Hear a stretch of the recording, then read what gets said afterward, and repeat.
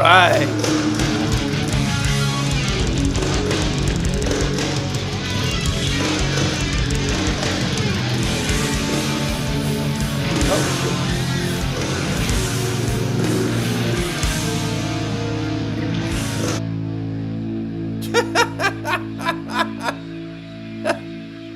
We're gonna see how litigious the bad brains are. Whatever that's called, you know, AI. AI told me the bad brains won't take this down. I think most of the bad brains are dead. But it's probably whoever owns the record company. Go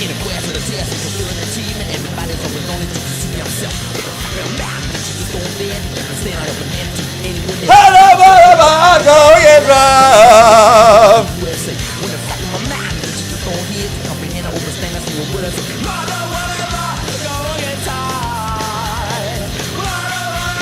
Go get let me tell ya.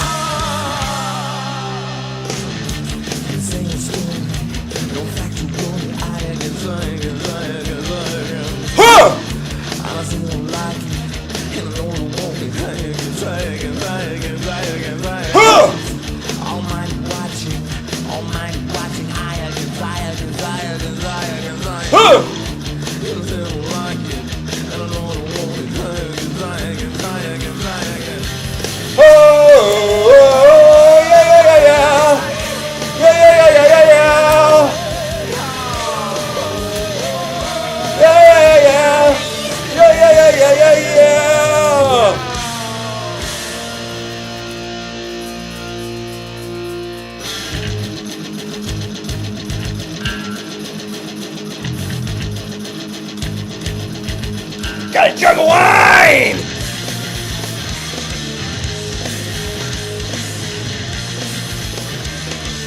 Let's get the jug going.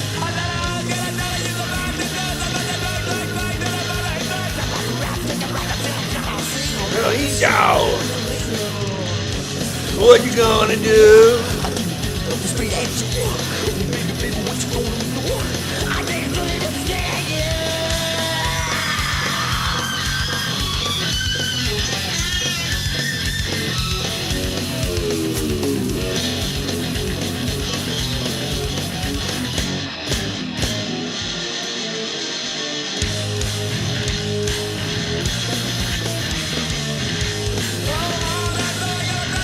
Let's see, we got a country club pour going out of our jug.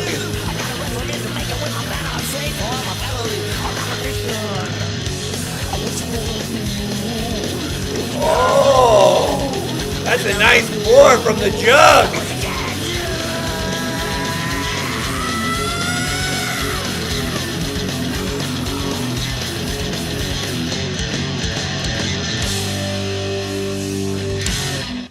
Well, after a good start, play a little more Bad Brains here. Wait for a few people to show up in the chat.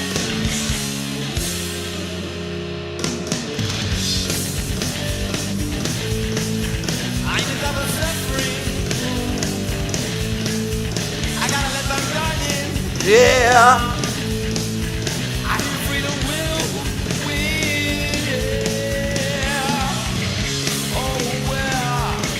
Oh, where can wonder be found? My dear, it's here in the underground. It's love, the hearts of your own children.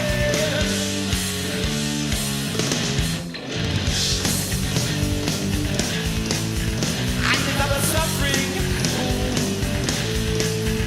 Kevin Clarkson's in the chat. What? The boycott's over?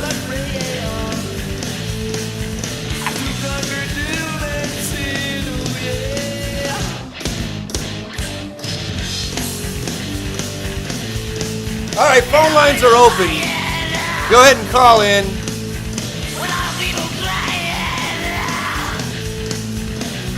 Lily Fusion Petrodactyl is here. Andrew Coleman is here. Grimstar is here. Bob Dahl is here. Everybody's here. Kevin's here. Who isn't here?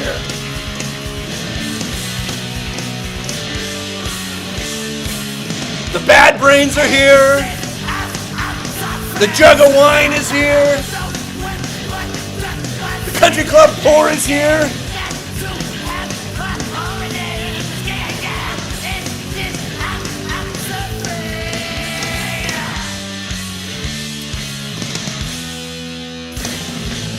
All right. Thank you, Bad Brains. Please don't have the show taken down if you're listening, if any of you are still alive. We'll play a little more of you later. That's some good stuff. That's as good as it gets.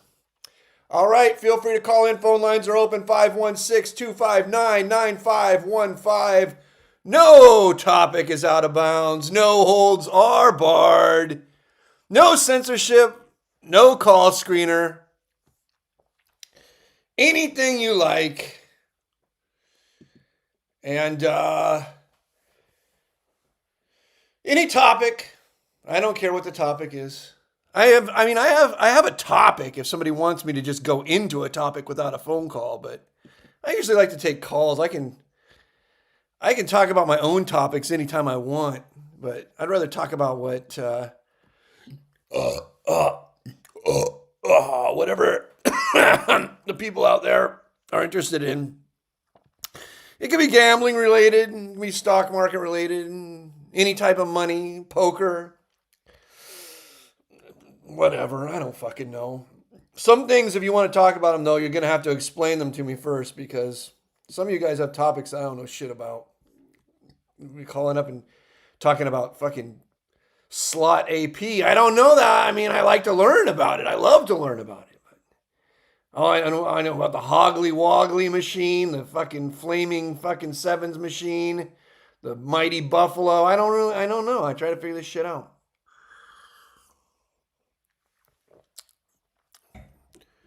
The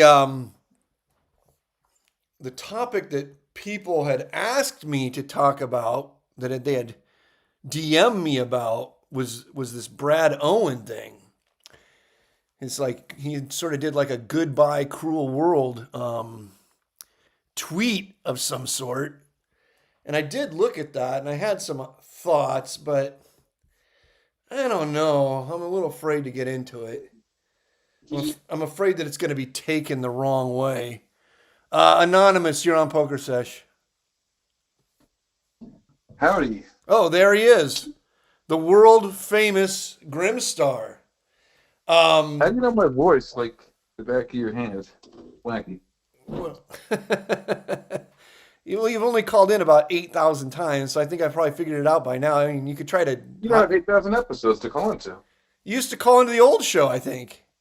You claim that. I don't remember it. Show me some proof, and I'll believe you. But I don't think I've ever called into the pre-2025 sesh. Yeah, maybe not. Maybe it was somebody else who I thought was you. Probably like Bart Hansen or like... Bart copying your... No, Bart's like... Yeah. Bart, I would never think that your voice is fucking Bart's voice. Miller Lite, Milwaukee Ice, or Genesee. You choose. Whatever you like. It's all swill.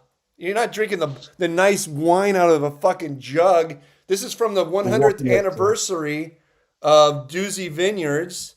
They decided to make a wine that was like their original wines from 100 years ago, and so it came in a little jug for like members of their wine club.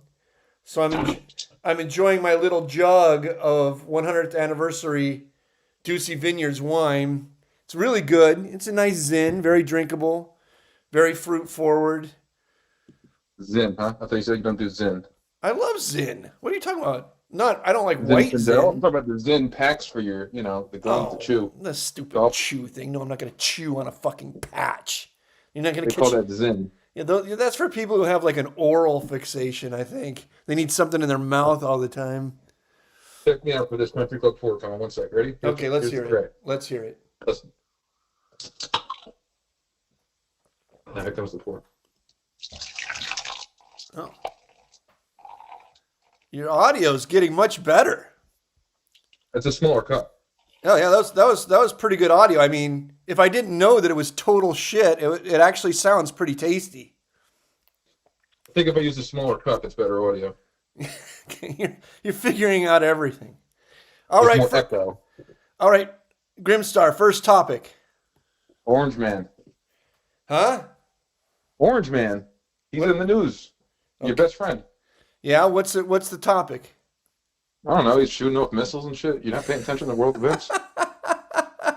I didn't expect that to come from you. I've never heard you mention politics as your first topic or any topic. It's usually like, oh, I went It's to. sprinkled in there. It's always sprinkled in there. But right now, he's the elephant in the room. No pun intended. Isn't that the Republican Party's sign? The Yeah, elephant? that is it. Well, I mean, what are you gonna do? I mean, he's a fucking tool. He's a douche. He's all over the fucking Epstein files. He wants a distraction. He's attacking some country that fucking is no threat to us whatsoever. Zero threat. Someone said you had Trump derangement syndrome. Is that true? Me? Who else? Just saying facts is not a derangement syndrome. I mean, yes, the guy You is in said the it's a Epstein files. distraction. Is that the guy? Yes, he is a felon. Yes, he Can't is. argue with facts. Can't argue with facts. Yeah, they're just facts. How can a fact be deranged? Anybody who says that No, when you, I can't argue with that fact, but I'm saying to call it a distraction of the Epstein files, like, that's not a fact, is it? I mean, what else could it be? I mean, Iran's no threat to us. When was the last time you thought about Iran? Iran can't do shit. Honestly, I think about them a good amount, only because, I don't want to get into it, but let's just say I do. You couldn't fucking find Iran on a map. Get out of here. It's next to Iraq. It's in the Middle East, somewhere out there. Yeah, exactly. You don't have to fucking. It's like way east, though. It's more easter than... It's like near Afghan. Lilliputian Petrodactyl wants to hear my take on the Brad Owen tweet.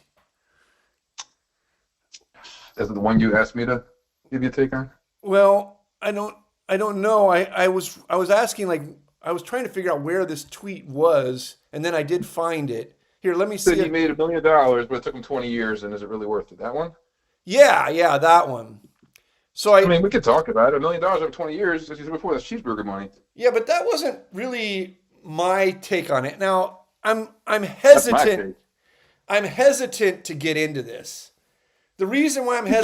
hesitant, the reason why I'm hesitant to get into this, even though multiple people asked me to comment, is because I don't know Brad Owen at all. I never met him either. And I know that some people will try to spin this as me slagging off Brad Owen, and I know that people contacted me thinking that I do know him because we're both World Poker Tour ambassadors. But believe it or not, there are no secret meetings of World Poker Tour ambassadors where we all hang out. There is like a chat group of World Poker Tour ambassadors. I think it's Discord Is or Ivy in it? I think it's Discord. Is that a chat Is group? Ivy in it? Huh? Is Ivy in it? Phil Ivy in it? Everybody's in it but me because Why in it? it's too complicated. It's too complicated. What the fuck is Discord? I don't know I'm not going to just start fucking clicking buttons and have some new stupid thing on my computer. I didn't do it. So I'm not in the ambassador chat with Ivy and Brad Owen, so I don't really know what they're all talking about. I don't have any inside knowledge. But I will say this.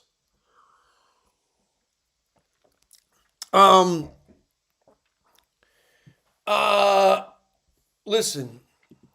Oh, we got a call. Let's take this call. What they're all talking about. At 6:05, you're on Pokersesh. Hey, Limon, how you doing? Good. Hey, I talked to you a couple weeks back. You recommended Ken Houston's book to me. Right. So I'm working on counting a single deck. I'm not quite up to his metrics yet, but working on it. You're using Ken Houston's count? No, I'm not. So I actually wanted to ask you about that because in his book, the Houston count, he says count 3 to 7 as +1 and ignore twos. Yeah, So do my not read on that. use the Houston count. Do not. Well, So my read on that is that he wanted to put his name on something, right? Well, no, it's a great count. It's just very fucking complicated. It's a multi it's So it's a multi-level count. You don't want to use that. It's wastes too much brain power. He was so he was doing a different thing than what you're going to be doing. He was a big well player. so yeah, you mentioned to Grim, I think that he should be using an unbalanced KO count. Yes. And so when you're doing that, are you starting at 0 and converting to true count, or are you starting at like -20 for 6 decks? Yeah, you're like on a two deck. You're starting at -4. I'm playing mostly two deck because I just play in the high limit room and then in the handhelds because they have really good rules, and I like two deck better because you can be nice to the dealer and they'll go deeper for you, and you can shuffle out of bad decks. It doesn't make. I mean, there are benefits to six decks too, but on a six deck shoe, I just don't want to sit through all the fucking decks trying to get to a positive count. Or I sit through playing five fucking decks, you never get to a positive count. It's just a really bad shoe. On a two deck, you can just have them shuffle out of it. So I mostly play two deck. You start at -4. If you're going to play six decks, I think you start at -20.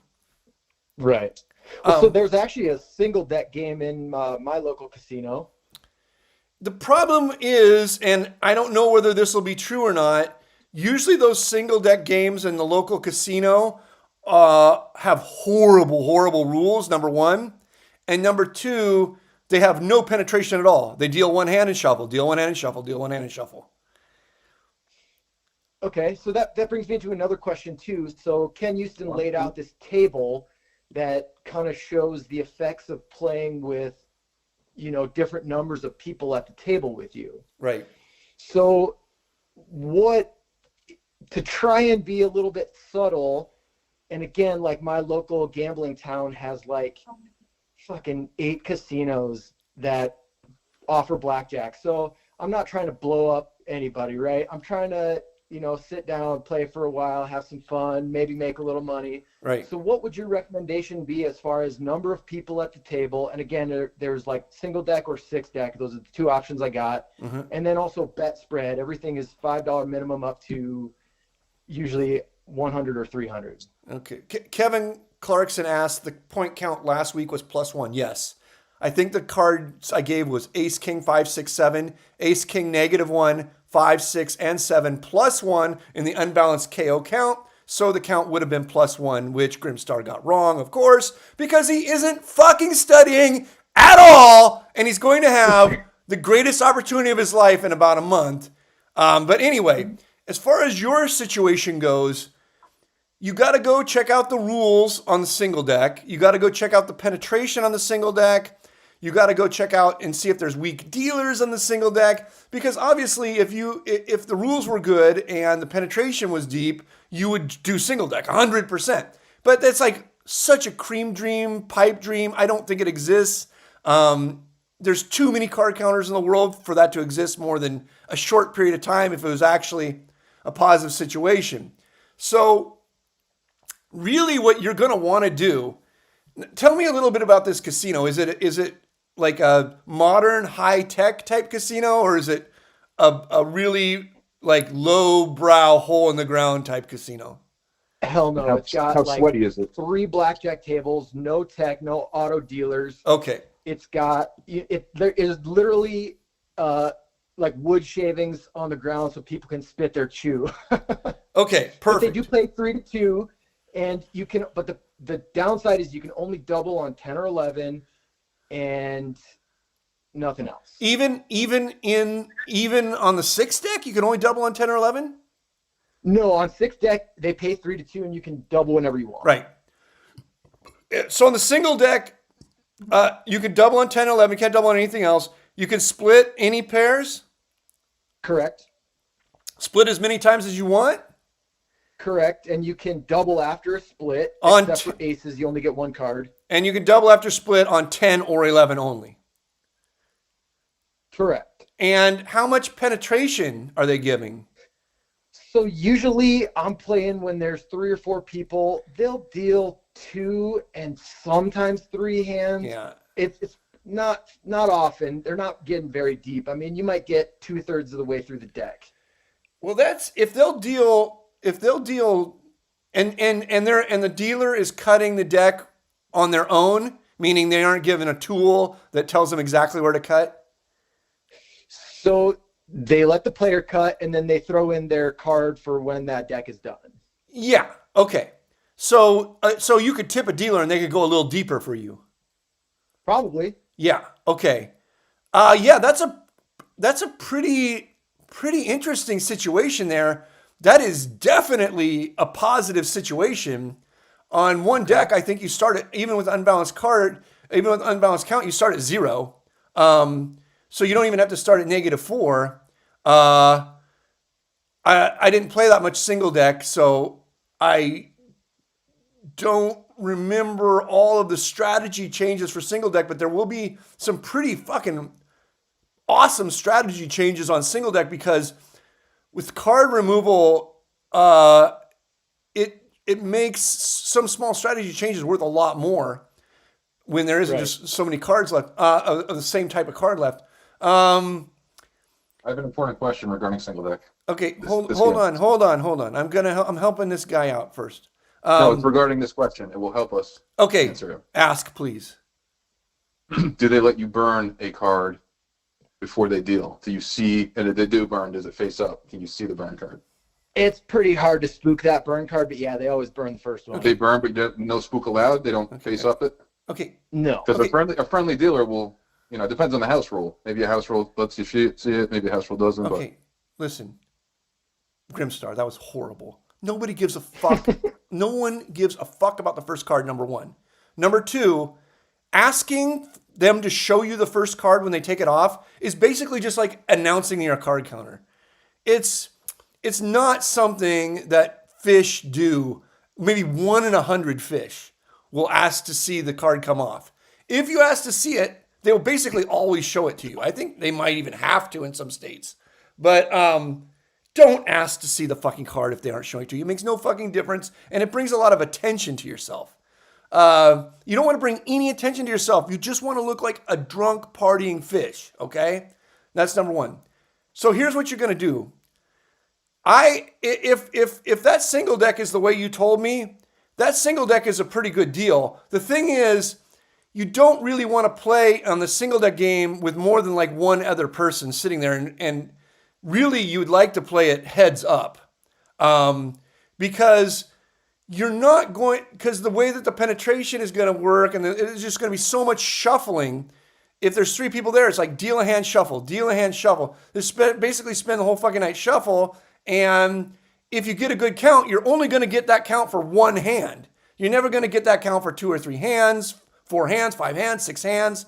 And like if you got a really good deck where the person cut off 25% of the deck, so they cut off 13 cards, and those 13 cards were all deuce through 6, and you had the fucking greatest deck in the world, and it's a full table, they're just going to deal out 1 hand and shuffle it away. But if you're sitting there playing heads up, you're going to get a whole bunch of fucking hands in that deck, and you're going to get some giant fucking bets out. The other thing is, you can watch the dealer very fucking close, and when they're really close to the cut card, then you can play multiple spots, and they'll have to deal through the cut card and all the way down. Okay, so there's in a game like that, there's definitely gonna be benefits to playing short, but the bad part about playing short is you're probably going to bring more attention to yourself, okay? Now, in a 6-deck shoe, it doesn't matter whether the table's full or short. I mean, if you get a positive deck, you're going to get a lot of hands in. The problem with the 6-deck shoe is you got to sit through so much shitty fucking portions of the first 3 decks to find out if it's going to be positive. You just end up wasting a lot of time and money sitting through it. That's why in Ken Houston and all these guys, they do like a big player type scenario where a guy just sits there betting the minimum sitting through it, and then the big player shows up and bets massive just until the deck runs out. But what you can do to mitigate that is, are there nights when this casino is very busy? Yeah, it's like a party casino for sure. Okay. So on nights when it's really busy, what you can do is just back count the 6 deck. It's called wonging. And then you can wong in. So what you're going to do is you're going to grab a beer. You're going to sit at the closest slot machine or whatever else is right next to the blackjack table. And you're just going to sort of like, give a couple spins on the slot machine or whatever. And then look at the table. Look at the blackjack table like you're deciding whether you want to play or not. Sort of checking things out of the corner of your eye as much as possible. And you want to be like in between. Are there 2 tables with 6 deck shoes? Yeah, I mean where they have, so the single deck, there's only one casino in town and there's like 3 tables, 4 tables. Right. But then at the 6 deck casinos, there's usually 2 or 3 at least right next to each other. So what you're going to do is you're going to stand in a place where you can see 2 tables, okay? And what you're going to do is you're going to back count both those tables. It sounds hard, but it's not. It's fucking easy. Once you're good at this, it's like basically like riding a bike. You're going to back count both the tables, and then you're not going to jump in until the table's already positive. That way you don't have to waste all the fucking time min betting, and then bumping up your bet. You're just going to sit down with your fucking max bet. Your first bet is going to just probably be your max bet because you're already going to know the shoe is positive. And when shoes go positive, they stay positive for a much longer time, okay? Because you've had to run through so many fucking decks to get to positive. And what that's going to allow you to do is just bet really, really big right out the gate, not spread your bets, and be in a positive expectation for a long period of time in a shoe. Now, the downside to that is if anybody's paying attention to you, you're going to look pretty suspicious if you aren't doing a good job, all right? So you have to do a good job of back counting, and to do a good job of back counting, the casino needs to be busy. Because what you'll notice is when a casino is really busy, there's always people milling around and looking at the tables. There's always looky-loos, people who don't have much money, people who are trying to decide whether they want to play or not. You won't look that strange if the casino's busy. But if it's like fucking 4 a.m. and there's 2 people in there and you're fucking just standing behind the fucking tables back counting it, you're going to get yourself in big trouble, get yourself barred, all right? So for back counting, the casino needs to be busy. For the single deck, you just plop right down and start playing. I would brush up on single deck like deviations. Because the single deck deviations are super powerful. And with single deck, and also single deck, you can play at 4 a.m. when there's nobody there. You could play heads up. You could tip dealers or whatever it takes to get dealers to help you out a little. And you could, it sounds like with those rules, if the dealer will help you out a little with penetration, you could probably crush. This is if you can get down a decent spread. Now, another problem with these small casinos is while you might find yourself a mini gold mine going on, you can't get it down enough money to make it really worth your while. But if you're mostly just sort of playing for fun and this is like just like a little side hustle, it's not going to be that big of a deal. But if they allow a minimum bet of 5, and you got to look and see if anybody's betting $100. So then you could at least spread from 5 to 100. If they have a higher limit table, like a $25 table, and you see anybody betting 1,000, then that's really the table you want to zoom in on, because when you see a positive deck at that table, you know you're going to be able to spread really, really big, and it's not going to cause a lot of eyebrows to raise. But if you sit down at a table where everybody's betting $5 and then you start betting $100, they're going to say, checks play. They're going to call out that you are you're out of the ordinary. They're going to put a lot of more attention on you. So the actual card counting part is not hard at all. Very easy. You're going to figure that out in a second. Use KO. The deviations from basic strategy are harder. But even if, like, let's say there's 20 deviations from basic strategy, you don't need to learn 20 deviations. You need to learn 6. The top 6 is like 95% of all the money you're going to make. So those include like when to take insurance, when to hit 16, stuff like this. And some of the deviations aren't going to matter to you, like doubling on 8 and stuff like that, because you're not allowed to double on 8. So if you learn the top 6 deviations from basic strategy, you're at a table where you can get in a good spread. You can wong into 6-deck shoes on busy nights. I think you're going to do pretty good, and you're not going to get rich, but it'll be a fun little pastime. Sure.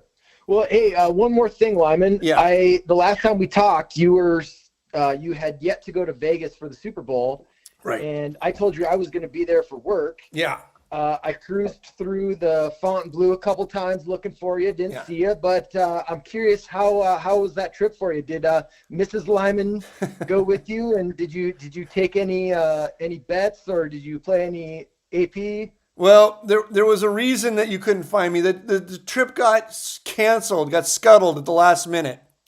Some things came up and some stuff happened, and the trip got scuttled at the last minute. So you didn't even get a chance to secretly catch me at the slot machine. And that would have been sort of funny though. Like I would have been back counting 2 fucking 6-deck tables and like hitting the slot machine every now and then to pretend like I'm looking around trying to order a beer. And you would have come running up to me and said, "You owe me $100, asshole." Fucked up your count. And then I would have to spend like an hour explaining to you what I was doing, so I wouldn't have to give you the $100. No, but yeah, next time. It's the first one I've missed in a while, but yeah, life happens sometimes. Does Mrs. Lyman go to Vegas with you? Yes, but she doesn't gamble at all. Like none. She's like allergic to it. Well, so I was going to ask you about that too. So my wife hates casinos, and I go up and play poker. Right. I'll play blackjack. She actually played blackjack with me on New Year's Eve, but I was curious, what do you do to keep her happy while you have your fun? Well, here's the Or thing. she's pretty self-sufficient. Oh, she's very self-sufficient. I don't really have to do anything, but what helps a lot is having some comps and, staying at a nice place and this and that. I don't think that's going to work at a place where people spit on the floor. But I mean, my wife wouldn't go into the card rooms in Los Angeles. They're disgusting. She would never fucking take one step in there. But there's a big difference between the Commerce shithole card room in Los Angeles and the Bellagio or the Wynn or blah, blah, blah. So even if your wife has no fucking interest in going to the place where there's sawdust on the floor, I think that your wife could probably have a lot of interest, going to Encore. Okay. So, once you're really good at card counting, you can go and ply your trade a little bit at Encore or at one of the really nice Aria, the Palazzo, one of the really, really, really high-end casinos, all-suite casinos. And you're not going to make $1 counting cards in these casinos because they back you off so fucking fast. But if you just basically use a lot of camouflage, what will end up happening is you can get comps. All right? Okay. All right. Appreciate it, Lyman. Take it easy. All right. Later. Right. 310, you're on Pokersesh. Lyman, Yo! you are receiving a phone call from the famous Hermosa Beach. How are you? I'm great. I love getting phone calls from Hermosa Beach. All right. Well, I probably don't need to describe what's going on here, but I do have a question that was flying around the financial community earlier today and this week.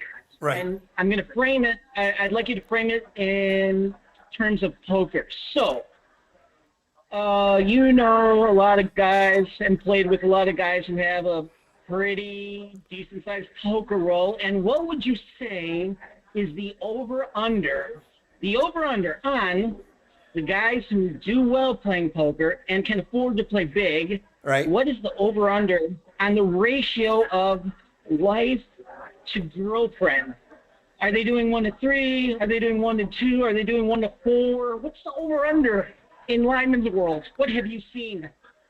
You know what? I mean, Uh-oh. the Don't out anyone, of course. no.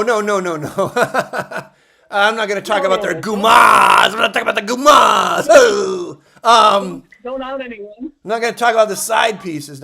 No, but really, like the guys who last a long time and are very even keeled and very, very good at their job, those guys, I'd say most of them are married and in long term marriages, like Doyle Brunson or me. Yes. Or I would say that because they've always treated it sort of like a business. They don't have emotional swings, so their wife isn't like going to be annoyed at them because they're on way up or way down. So of the old school guys, the guys that last a long time, I would say 75% married. Of young guys, But I'm asking what's the ratio of the wife to the mistress or girlfriend? I don't know. I mean, I don't know. I don't have any details on that from the old guys. I would say most of them, though, because I mean, I spend a lot of time with them golfing and this and that. I would say probably 50% of them have a girlfriend. Okay, so you put but what's the over under on? So you're saying just 1 or 2 or 3? So No, you're it's doing a 1-1 or a 1-3, 1-2. no. I'd say about half of them have have one wife and one girlfriend, and half of them have one wife, no girlfriends, and basically 0 of them have one wife, 2 girlfriends. That's just too insane. Oh, okay. Now The Gumar well, it sounds ratio like is the golden ratio. 3.14 is the over/under. Oh, there you Gumar. said. That's like- a good chime in. That's a good one. Interesting. Grimstar says it's the same as pie. I think he's talking about hair pie. Or maybe he's Golden talking ratio. maybe he's talking about cherry pie, but he had to bring pie into it. Yeah, and then of the young guys, obviously like almost no young guys are married, almost none. They're all single. Well, they also don't have girlfriends. At least the ones No. playing poker. No, they don't have girlfriends. They don't have because a lot of them, even though they're winning poker players, are also gambling addicts, and they take a lot of big mental swings. They have a lot of emotion. They play 48-hour sessions. They just do a lot of stuff that isn't conducive to a relationship.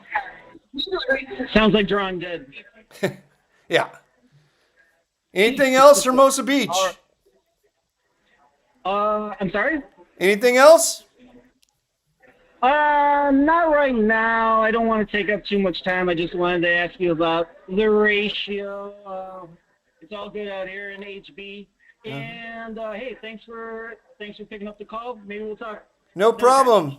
Talk to you next week. Go enjoy yourself out there on the Strand. That's what they call that little sidewalk out there, right? The Strand? Yes, and as far as enjoying myself, I'm already a block ahead of the parade. Nice. Good job. All right, Thank you. take it easy, brother. There he goes. From beautiful Hermosa Beach, California. If you've never been to the Strand in Hermosa Beach, California, it's quite a sight to behold. One of my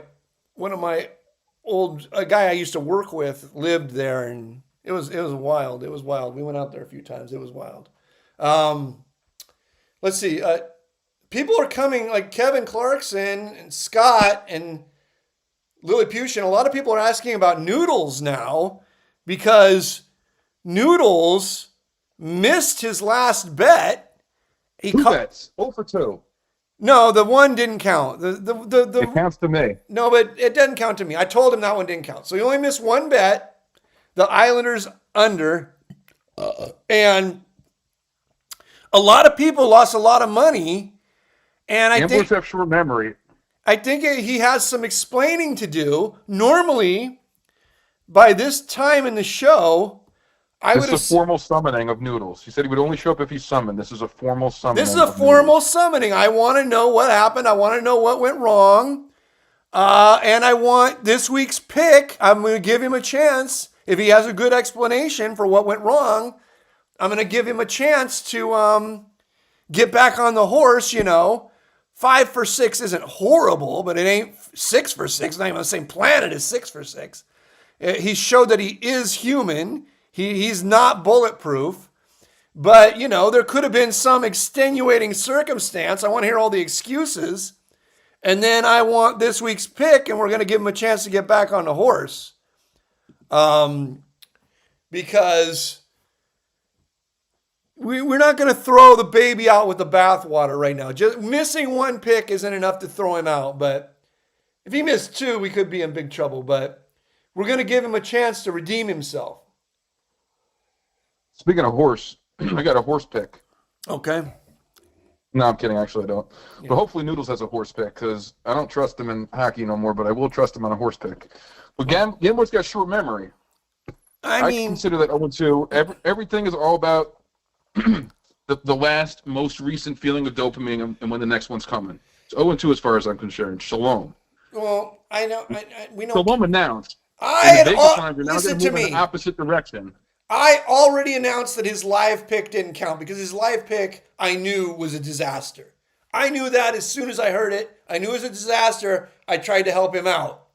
I let him go do his homework and come up with another official pick. And then his official pick actually was a winner at the end of regulation time. Unfortunately, the game went to overtime and it became a loser.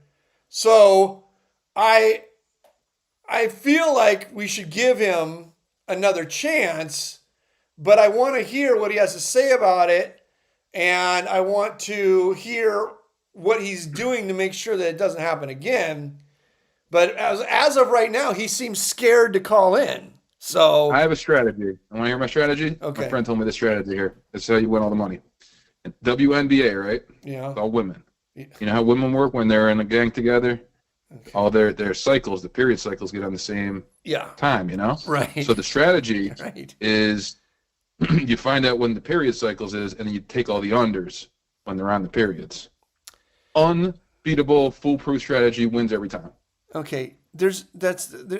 How the hell would you know they're fucking periods, Grimstar? Don't worry about that. Yeah, you find out that information. Yeah, you have.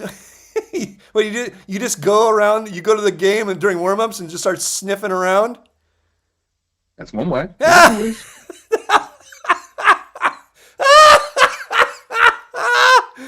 be so funny. You and your big fucking dopey ogre-looking guy coming into the state, buying your ticket and getting there early so you can come in during warm-ups. And then getting as close to the court you can and start sniffing around. And then you fucking go start making a bunch of bets on FanDuel. Jesus fucking Christ. Unbelievable. I would actually love that. I mean, that would be amazing if that were true. Hearing the strategy? I thought it was well known about the, No, it's not. Well, people in the know. Okay. Again. There's nobody in the know. Who's in the know? Like the fucking the fucking janitor is like, oh Jesus, all the fucking toilets are clogged or something. I don't know. You have an intimate relationship with one player on the team. You don't need to do all of them because they're all going to cycle at the same time. Just one player on the team. So and then you make a ton of money. So you're gonna like jump on the grenade, find the homeliest 6'9" chick on the team, try to get with her so you can find out when her period is. Grimstar, that these women that are like super athletes lose their period. So your whole thing might fucking fall through. Okay, you get them when they're young, I guess, before they lose it. Let's take a call here. 518, you're on Pokersesh. Yeah, take a guess who it is. It's Noodles. It's fucking Noodles. I'm fresh out of hiding only because I heard I was summoned. Okay, hey, 323, are you there? 323 is here. Okay, hold on a second because I got to talk to Noodles. Okay, Noodles, what happened last week with the Islanders game? All right. Well, first of all, I need everyone to understand. I don't even consider that losing a bet. Because I feel like I just manipulated the entire betting market by announcing it, especially the live one. We don't. You didn't manipulate the betting market. You called it at 6.5, and it went off at 6.5. The only thing that might have changed was the vig. Yeah, but you realize, first of all, I didn't even lose by a goal. I lost by 0.5. Well, that's what I was waiting for your excuses because it went to overtime. Correct?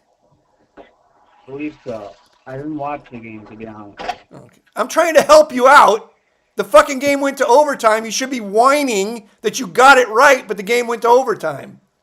Bad beat. Well, honestly, blessing in disguise, because all I did was discover I have the power to crash all odds by just speaking. Okay.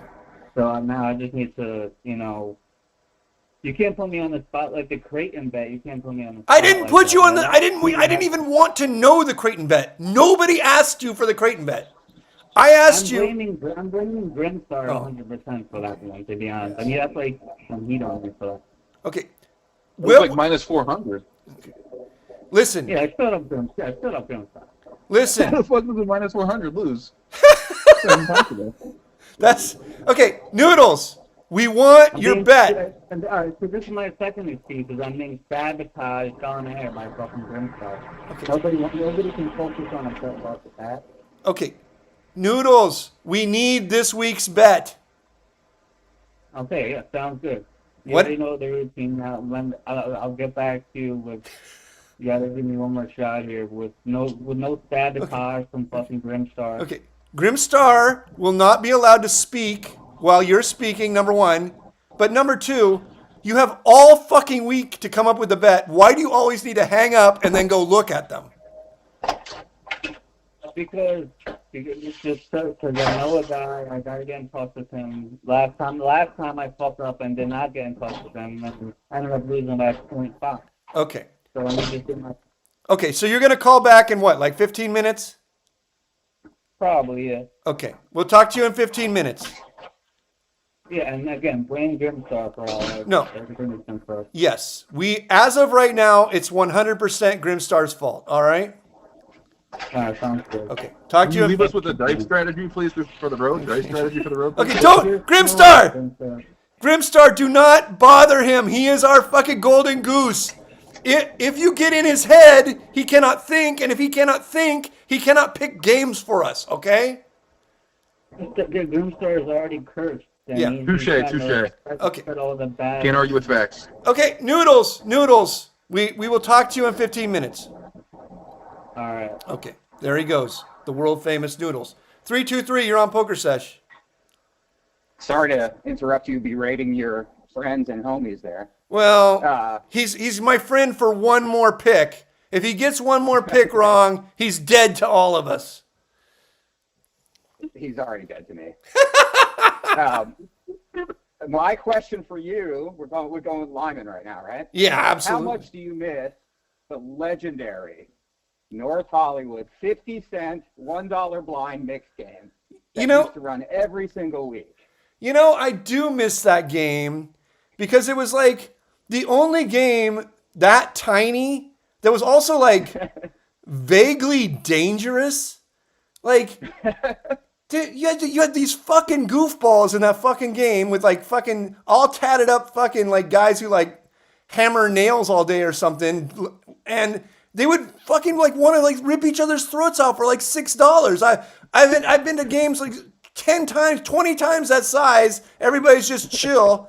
In that game, it's like nearly every fucking time I went to that game, somebody wanted to have a fist fight with somebody else. It was very toxic, and that was the beauty of it. Yeah, and Ryan, by the way. Of course, and like I learned like keep my mouth shut because these dudes were like those guys really like to fight. Like they were sort of like they were like actual dangerous individuals. Am I wrong? No, I mean, I wouldn't go quite that far, but there were fights, and and I wouldn't say dangerous, but definitely willing. If they lost the pot, they'd have to go walk it off sometime. faces would turn red, fucking steam shooting out of their ears.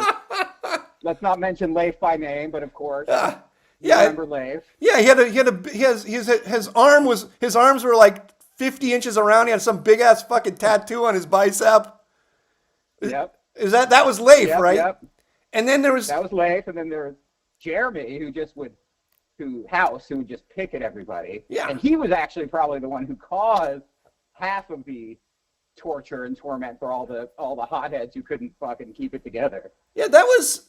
I mean, obviously, it was. See, the weird thing about that game was, for a guy like me who was already playing poker for a living at that time, I basically just went over there to like blow off steam, have a little fun, and then once I was there, usually for about an hour or so, I realized this is like the most fucking intense aggro fucking game I've sat in like 6 months, and it's 50 cents a dollar.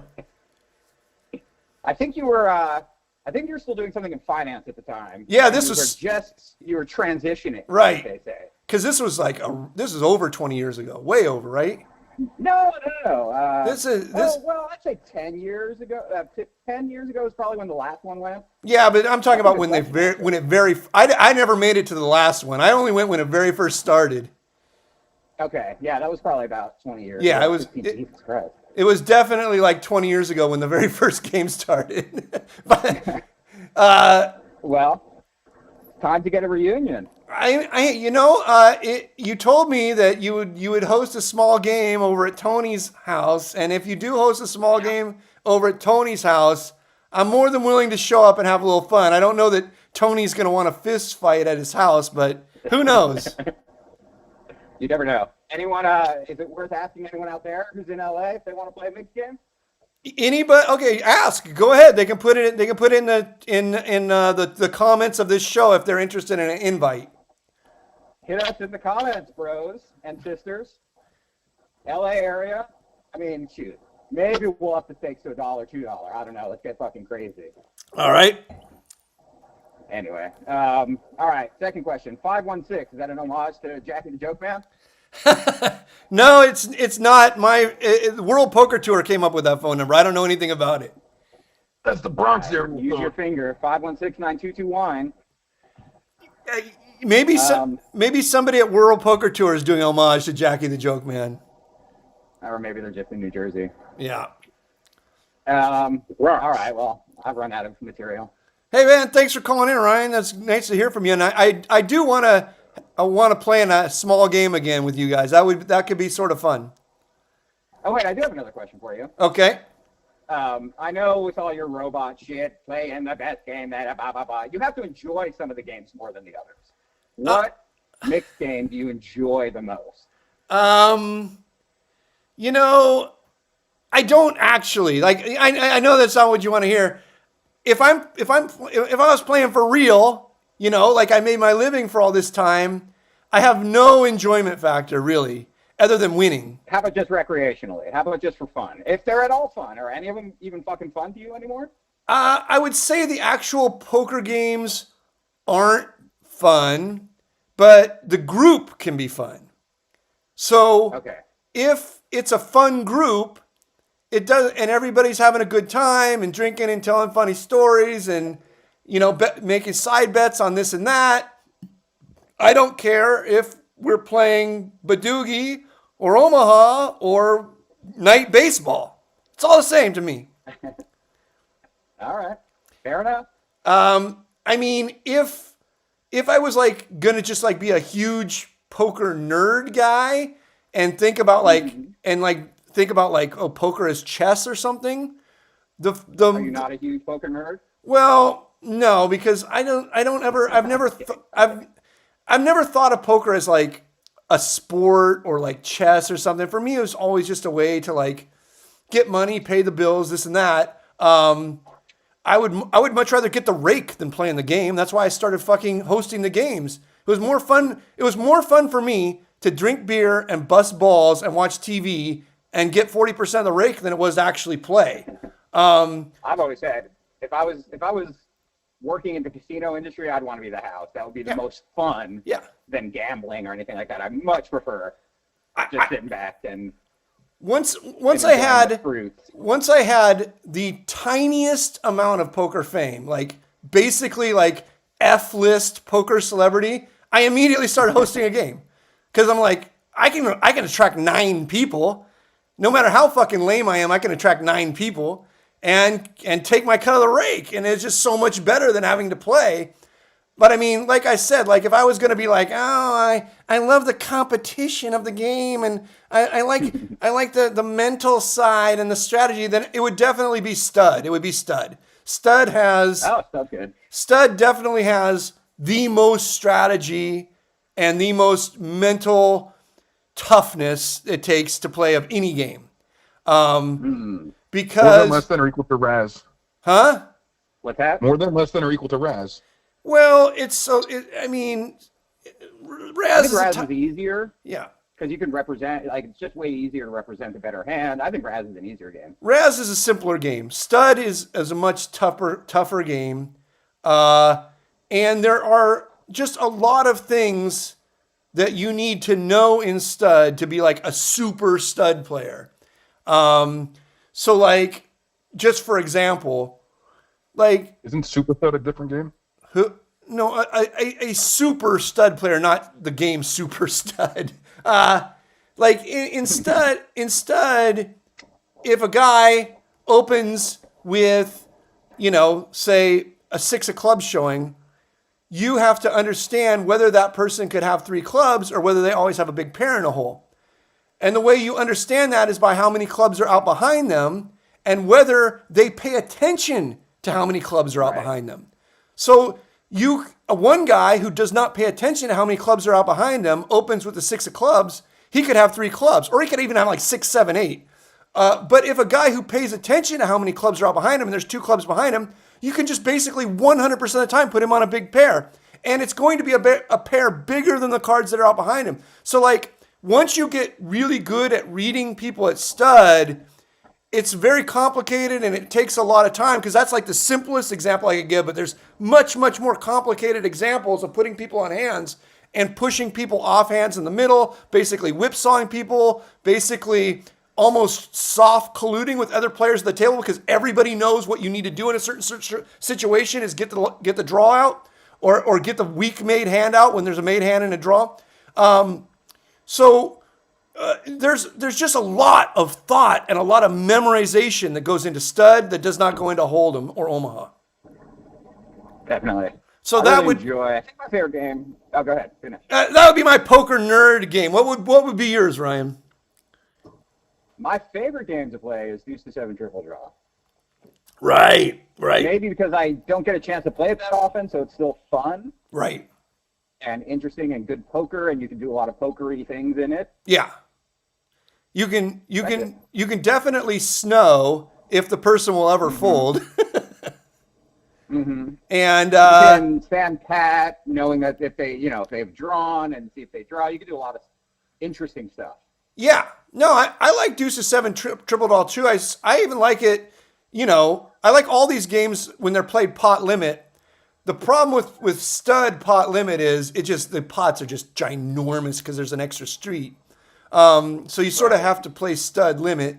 But like Deuce to 7 Triple Draw, you can play it. I feel like both of those games play better when you can't just close somebody out with a huge bet. Exactly. In my opinion, I think they're more fun that way. Yeah.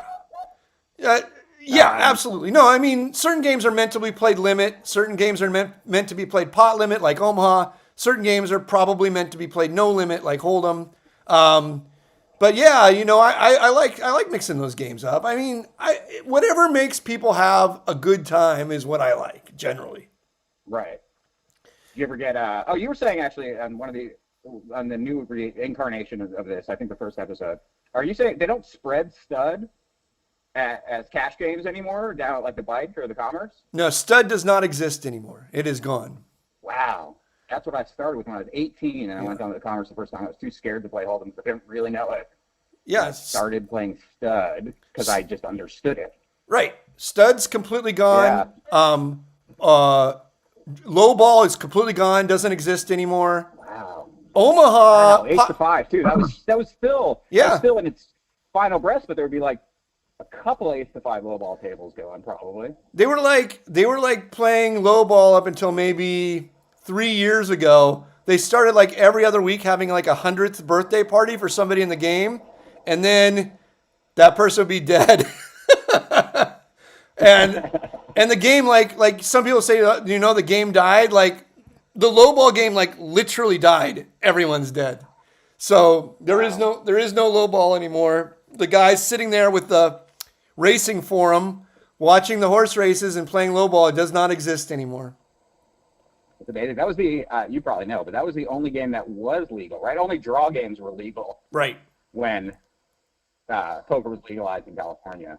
It was all draw, 5-card draw, and then lowball. Yeah, that's all you could play, and you dealt your own. There was no dealers. That's right. You dealt your own. Forgot about that part. If anybody wants to see what that looked like, there's a great movie called California Split. And I've never seen that. Yeah. The opening. A lot of cheating. Oh, the opening scene of California Split is so fucking awesome. You got to watch that, Ryan. I will watch that. Isn't that by a famous director too? Elliot Gould. Yeah, Elliot Gould. There you go. And maybe Cassavetes. Is Cassavetes the director? Mm-hmm. Maybe. Let me look. Yeah, it might. Cassavetes might be the director. Elliot Gould's the main star. The opening scene is shot at the old Normandy Club, and it is fucking perfect. Perfect. That's right. I gotta check that out. Hang on, I'm looking up to see who. I got a follow-up fun question. We're talking about fun here for both you guys here. Okay. Sure. You claim that it's always more fun to win, Right. which I agree with. That's a claim I've made. I had to claim that. That's up in the air. That's a fucking hot take. That's one of my hot takes. I've never heard this by anyone except for Abe. Is the one and only person that says it's more fun to win. But my question though is really, have you ever lost huge and then felt that degenerate, self-destructive satisfaction? No. Where you're having just as much fun losing as you are winning. I don't have that gene. I have never subscribed, and I guess this means I'm not a compulsive gambler, but I've never felt the second best thing to gambling and winning is gambling and losing. I've never felt that way. No. You don't agree with I've that? always felt like the next best thing to gambling and winning is not gambling at all, not losing. Maybe gambling and breaking even pushes a win, I say? I mean, I guess that, if we're getting into the weeds here, if we're getting into the granular details, yes, gambling and breaking even, 2. 3 is not gambling. 4, should I keep going, or are we good? No, I think 4 is gambling and losing? It was Robert Altman. Robert Altman, there you go, yeah. I knew he was a famous director. You're gonna enjoy you're gonna enjoy that one, Ryan. You're gonna enjoy it. I will definitely watch it. All right. I guess that's it. I'll call back next week if I have something else. Sounds good. Stick around. We're gonna give you the big pick right now, all right? I missed what's the pick for? What are we picking? This guy, Sports? Noodles, was 5 for 5, then he fucked up last week. And so tonight he's going to get back on the horse. Here he is, right here, the world famous Noodles, the tout of all touts, is going to give us his pick of the week. All right, Noodles, give us your pick of the week.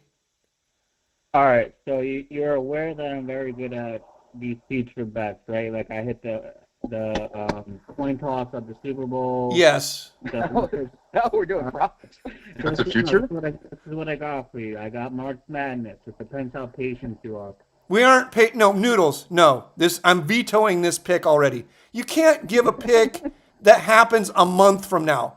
Give us. No. It wouldn't be in March. If you want to take the Elite Eight. You want to pick the entire Elite Eight? No, I'm picking Florida to get into the Final Four. Okay, Noodles, this pick sucks.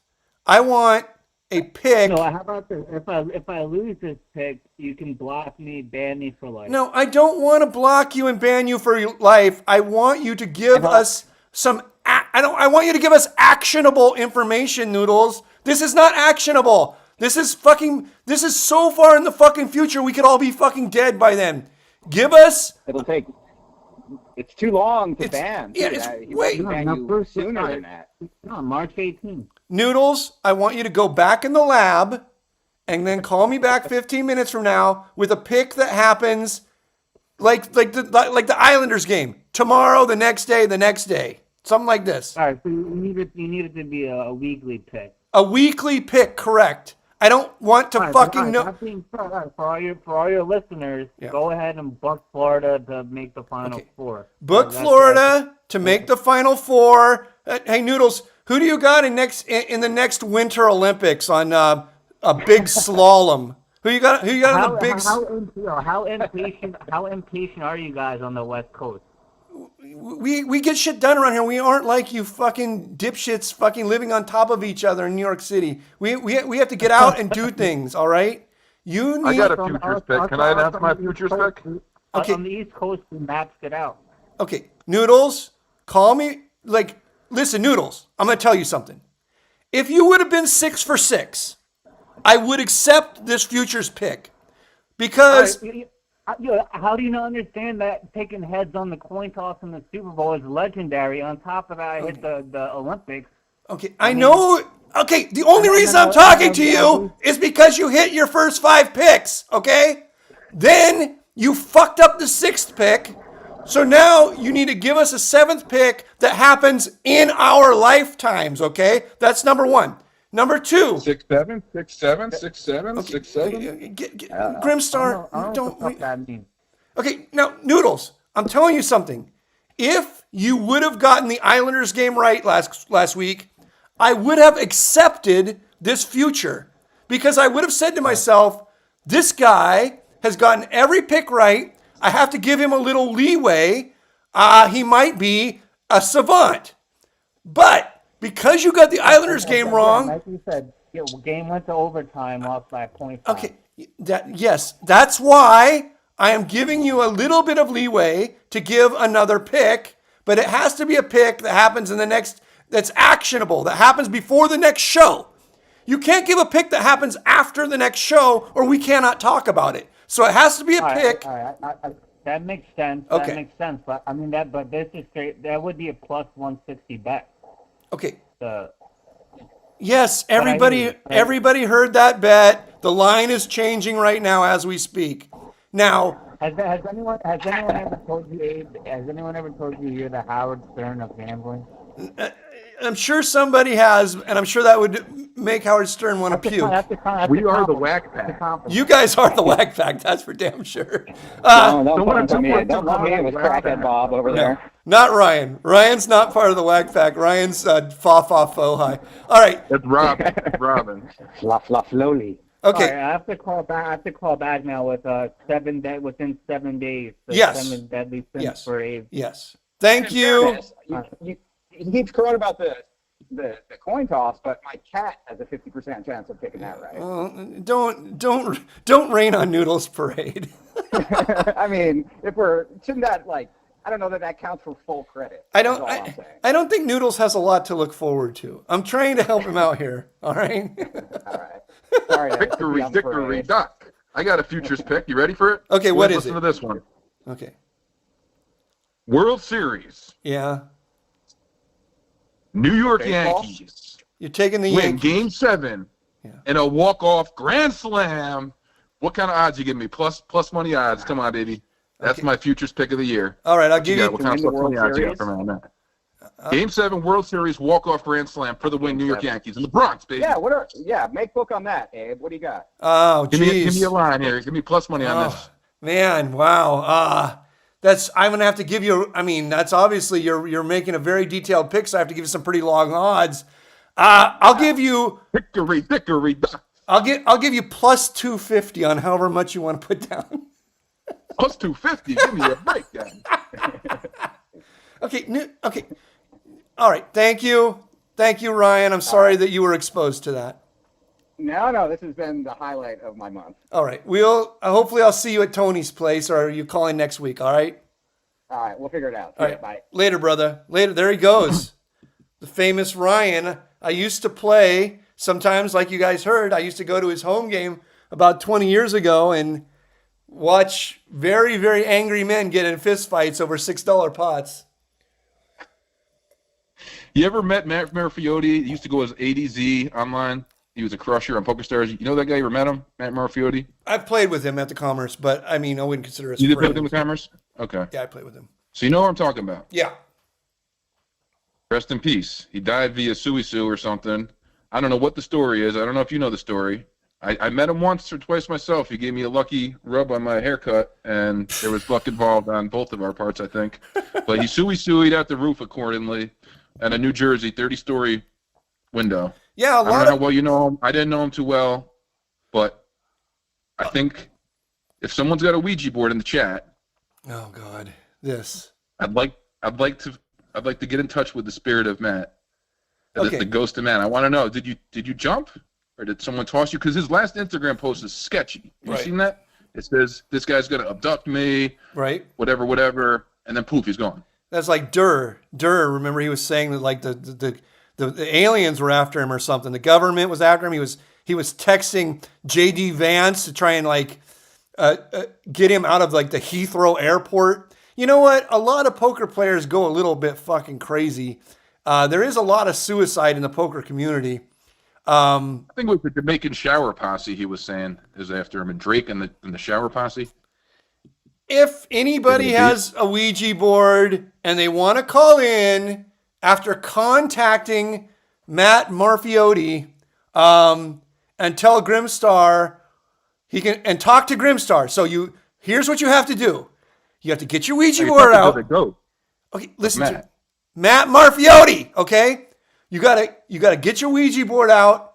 You have to contact Matt Marfiotti. You have to call in. This is very complicated for somebody who's dabbling in the occult. Very complicated. And then you have to call into the show, and then you have to talk to Grimstar as Matt Marfiotti and find out whether he committed suicide or was killed. All right, next call. 310, you're on Pokersesh. 310. Hey, Limon, thanks for taking the call. Hey, Limon, thanks for taking the call. Can you hear me? All right, I wanted to ask you a question, golf related. All right. And by the way, thanks for taking the call. I have a buddy who's coming in next week from the Chi. He's an avid golfer. Right. He probably goes out to Vegas 10 times a year, honestly. Right. And he can golf his ass off. Right. But he hasn't golfed out here. Right. So, in addition to us, we're doing our 20-year high school reunion plus 18. Right. So, we're fucking old. But anyway, in addition to doing a jam session with Anthony Kiedis. Wow. Smoking a stogie with Gary Busey. Wow. Smoking a stogie with Gary Busey. Dodging bullets with Neo. And hopping on a bus driven by Sandra Bullock. Wow. I want to know where he can find a hidden golf course gem. And I figured you would be the person to ask. Well, and he would love it. He's going to be here next week, so I can't call next week to ask about it. So I got to know in advance. Okay, listen to me. It sounds like you don't mind spending some money. He's got bills to burn. Okay, here's what you guys are going to do. You're going to have the greatest golf experience, one of the greatest golf experiences you can have in your entire life. You're going to go play Riviera Country Club. Okay? So, Riviera Country... Gotcha. Huh? Gotcha. Riviera Country Club has always been extremely private, but recently they have opened it up for some day players. So you're just going to have to Google it to find out the hoops you're going to have to jump through. But you jump through those hoops, it's going to probably be somewhere between $500 and $700 a round, but you're going to get to go out and play one of the greatest golf courses in the world, and it'll be a great memory. And that's the best advice I can give you. Can I tell you something? What's that? I fucking love it. Ah! And now I fucking love it. And I have one more question. Okay. A Lynch-esque experience, as in David Lynch. Right. Let's say before or after golf. Right. Something David Lynch-esque, crazy. I don't care if it involves maybe getting rid of someone on the Mulholland Drive or whatever. What do you recommend? And by the way, it's got to be a little stronger than drinking Lynch coffee. Right. What do you recommend? Lynch-esque experience. Okay. Go. So this is going to happen long after golf. Okay. Here's what I want. Yeah, okay, cool. Here's what I want you to do. I want you to use the Google machine and find out where there's a punk rock backyard party in Los Angeles, East LA. So these punk bands do backyard parties in East Los Angeles. I want you two fucking dipshits to show up to a fucking like suicidal tendencies fucking party in the backyard of some cholo's house in East LA. It'll be very, very Lynchian by the end of the night. You might actually get lynched. All right, yeah. Lyman, you realize I'm calling from HB. Right. Hermosa Beach. I realize 4 million people live in East LA, and I am okay with never setting my ass in East LA. So can you come up with another Lynchian idea that's not going to get us fucking killed? Let me think about it. I'll think about it, and I'll come up with something later. All right. Sounds good. But You go work on getting your tee times at Riviera. By the time you've gotten your tee times at Riviera, I will have come up with the second part of this. Okay. Love it. Thank you. Talk to you later. There he goes. 408. You're on Pokersesh. What's up, Lyman? How you doing? What's up, my brother?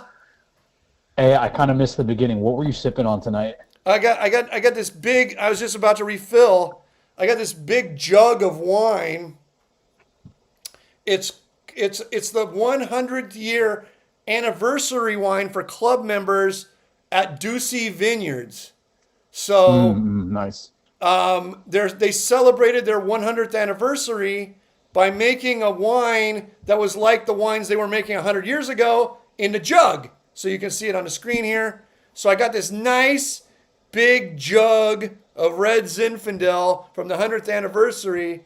And I think I might actually finish that off with a nice country club pour right there.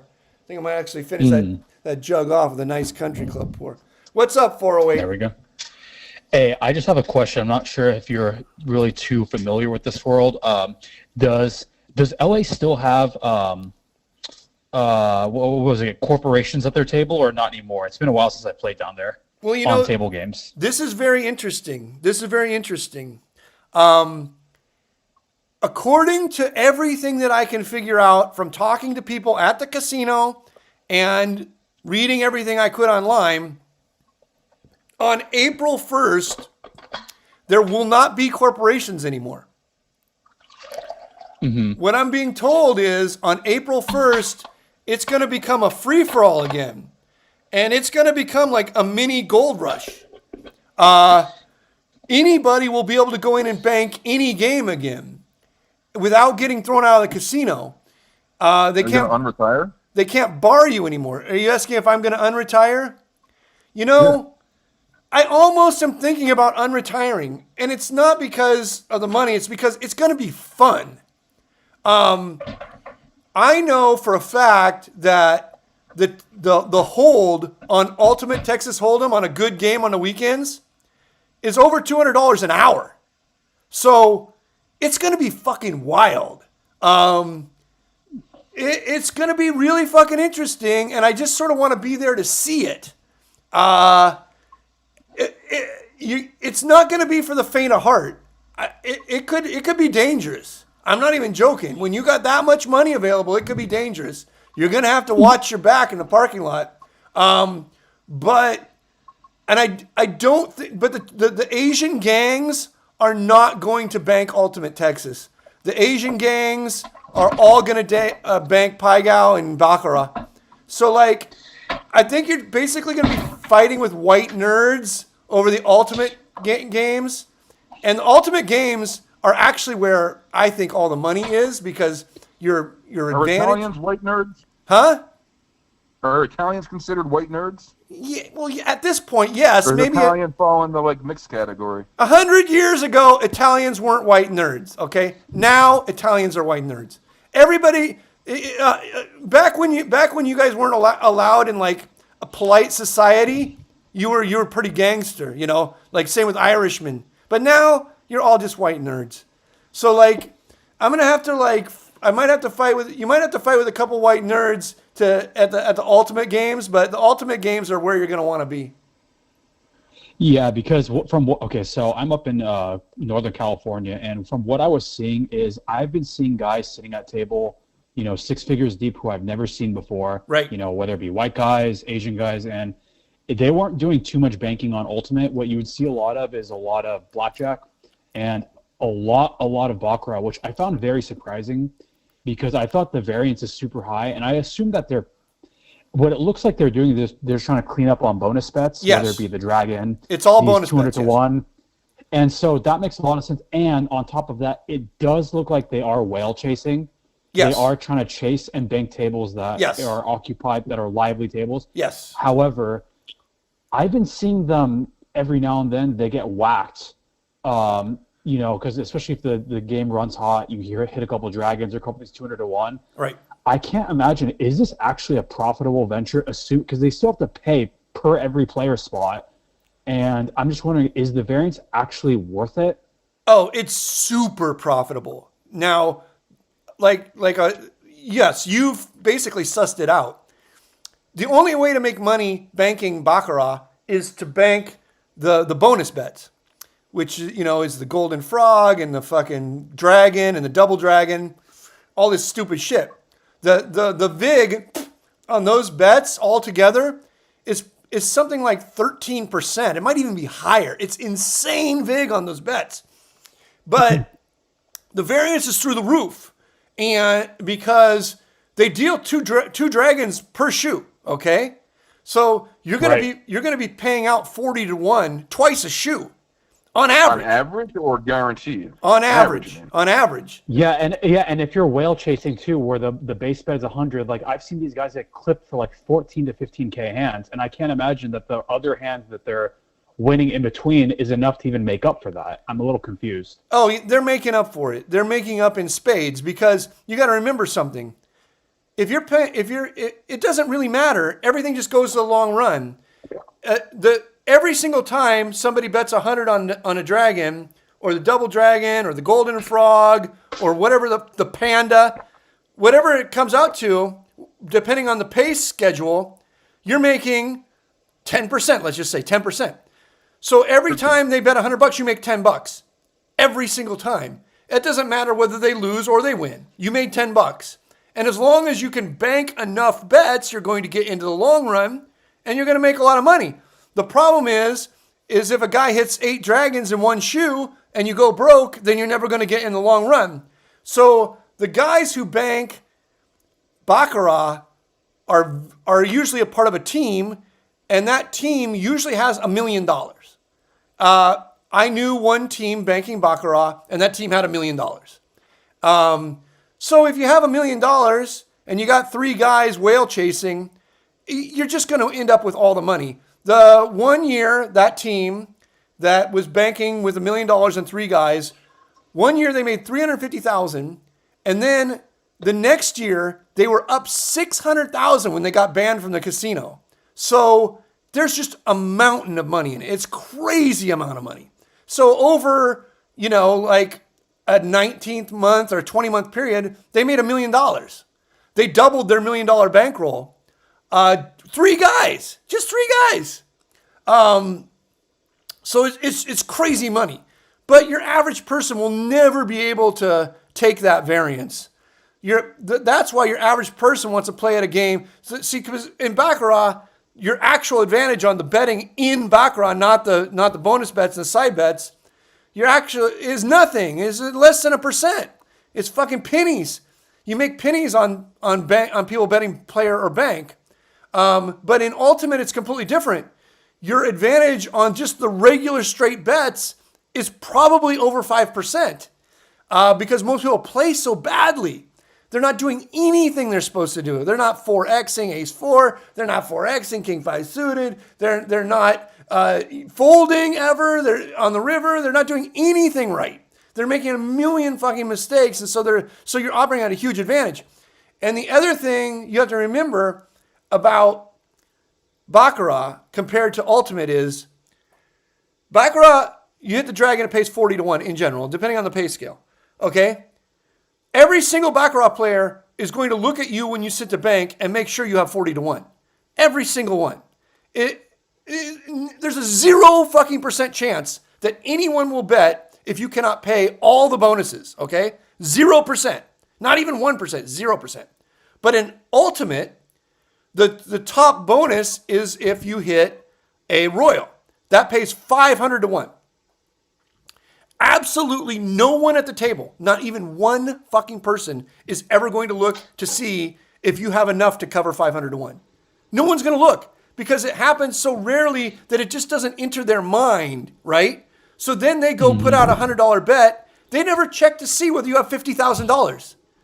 You never have fucking $50,000. We heard this already. Yeah, I'm helping the new guy and the new listeners from around the world. So you end up having like a lot of big EV advantages in Ultimate compared to Baccarat. Thank you, Grimstar, for pointing out that I was repeating myself. Thank you so much. It helped the flow of the show so much. Thank you. You're welcome anytime. Okay. So you said LA got rid of all these corporations, right? Not yet. It's supposed to happen on April 1st. Oh, because I played Baccarat at Hollywood Park, Hustler, and I didn't see corporation there. I was a little confused, so I thought maybe that they'd completely disbanded them. Well, maybe some casinos are doing Sorry. What they did was I didn't need to pay the $1 drop per hand. That's what I think happened. Sorry, I'm confusing myself. Well, a lot of weird stuff is happening. If you're actually going over there and playing, you know more than me. I'm just going by what guys who work for the private bank told me when I texted them. And they told me that they don't lose their jobs until April 1st. Mm-hmm. So maybe they lost their jobs early. Or maybe they're consolidating on one type of game and not the other type of games. I don't know. I haven't went in there yet. Yeah. Speaking of going in when new changes happen, when Hard Rock opens up, what do you know about the Hard Rock casino? Based on what their properties in Florida, is that like a good do they run a tight ship there? Do you have high hopes for them whenever the new Vegas property opens up, or are they pretty tough to crack? The old Hard Rock was very tough. When the old Hard Rock opened up, it was a fucking dream. It was a fucking cream dream. It was the easiest fucking card counting money. They had this inner circle area, and it was so busy and packed that you could just wong all around and plop down giant bets. And then what happened was they sort of wised up. And when they wised up, they just sort of flipped back the other direction super hard. At one point, they ended up banning Ben Affleck for being a card counter. Are you fucking kidding me? They became so fucking strict. They're just banning anyone who's winning. So like, if you're gonna ban Ben Affleck, you fucking lost your fucking minds. So I don't know whether the thing about the Hard Rock is they attempt to be a party casino, and a party casino is the best place you can possibly be because they have to hire hot dealers, and hot dealers are dumber than shit, and they have to have lots of drunk idiots around, and drunk idiots provide a ton of cover. So my guess is for some period of time, there's going to be a lot of drunk idiots. There's going to be a ton of cover. That's my guess. Mm-hmm. I mean, you don't have any high hopes in terms of the property being a world-renowned destination, super nice. Like I haven't been to the one in Florida. Have you? Yeah, they're shitholes. They're all shitholes. Florida, Dominican Republic, shitholes. I just assumed they had a shroud of luxury to them. I had no idea. I mean, it seemed like the photos I've seen from people that post there, they look okay. I mean, it's not the win, but it looks okay. They're shitholes compared to Encore. They're not shitholes compared to the other casinos that are there. I mean, but they're basically gambling barns. Like the Encore is a completely different animal. Aria is a completely different animal. Palazzo is a completely different animal. The most elite Vegas Strip casinos are completely different animals. When you're talking about fucking Hard Rock Hollywood or whatever, it's not even on the same planet. Right. All right, well, I'm just curious. I don't know when it's going to open, but I mean, it'd be. I like the location, but I do miss going to the Mirage. I like the Volcano show. That was one of the first places I stayed when I was a kid with my family. But it makes me a little sad. But seems very kind of stale. The new property and rendering I was seeing, but all things come to an end, right? Well, the new way that they build casinos is very stale, and I'm hoping they learn from Fontainebleau that you just like it started with the Palazzo. It felt like you're walking into a convention hall and not a casino, and then Right. it sort of continued into the Aria. The Aria got the colors right and sort of got the sound level right, and they got a lot of high end things. But it's the only casino that got it completely right was Encore. Encore got it completely right. Steve Wynn just understands what he's doing. Then they opened the fucking Fontainebleau. The Fontainebleau does not make you want to gamble at all. Like I don't know if you've ever been to Monaco or Monte Carlo or whatever you want to fucking call it. The casinos You know are who just, owns that? huh? You know who the Prince of Monte Carlo is? I mean, I see his pictures up everywhere when you're there, but I don't remember You know what his last name is? I don't remember. Look it up. Okay. We'll have to tell you. Jesus fucking Christ. Let's just say he's a paisano. Okay. I'm not looking it up. We got the same last name. Oh. That's my boy. That's my uncle. Grimaldi? His name's fucking Grimaldi? The owner of Monte Carlo. His picture's up everywhere. But when you go into a casino, in the main casinos there, they're just silent. They're completely silent. And that's the way that the Fontainebleau opened, completely fucking silent. I don't think it's the way that Americans want to gamble. They want a little bit of excitement. So we'll see what happens with the new Hard Rock Casino. All right, well, enjoy the show. It's been great. I thank Noodles for all his winning picks. He keeps delivering. I'm gonna hopefully be printing money with this guy. He's such a great addition to the show. Love to see it. Well, he's gonna call back with his fucking pick that's gonna get him back in everyone's good graces. Hopefully, he calls back right now. All right. Oh, wait. Speaking of picks, great Super Bowl pick, by the way. You were spot on with that. Holy crap. Yeah. If only I would have listened to you with the, what was it, PowerPoints? Yeah, the action points. Oh, my God. If Jesus Christ, you would have cream dream. Oh, my God. Anyone who listen to you more. Anyone who took Seattle in action points got 16-1 on their money. Love to see it. Right. Sharpest guy in the game. Next year. Why do they cancel you? Not a surprise. I'll wait till next year and give you another one. All right, sounds good, Limon. Take care. Bye. Later. There he goes, Aaron. Later, Grimstar. There he goes, my man. 408. Okay, maybe Noodles will call back in now. Noodles!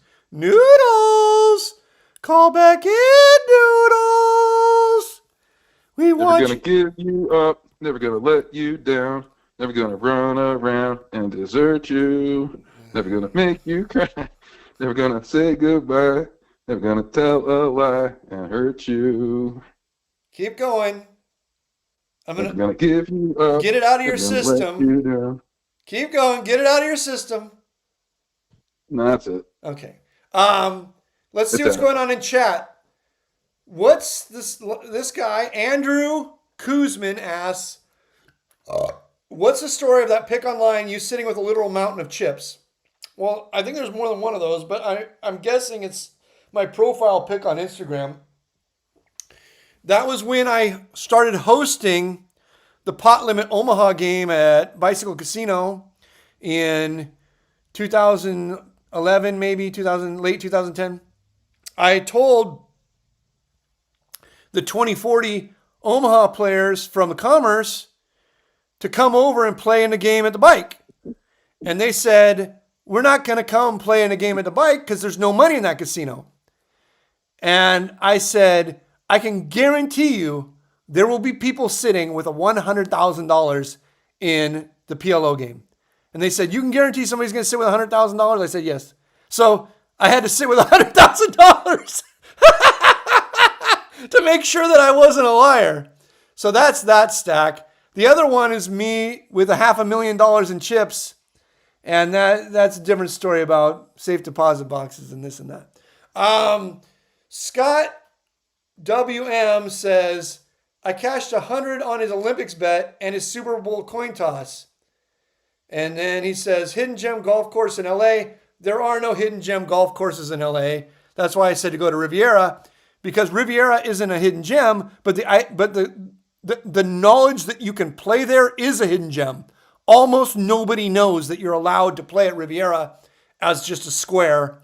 It just requires you jumping through a couple hoops. Lily Pushin says Dwan was in a mental hospital in England when he did all that. Ended up committed for like 2 weeks. Yeah, I think Dwan is still in a mental hospital.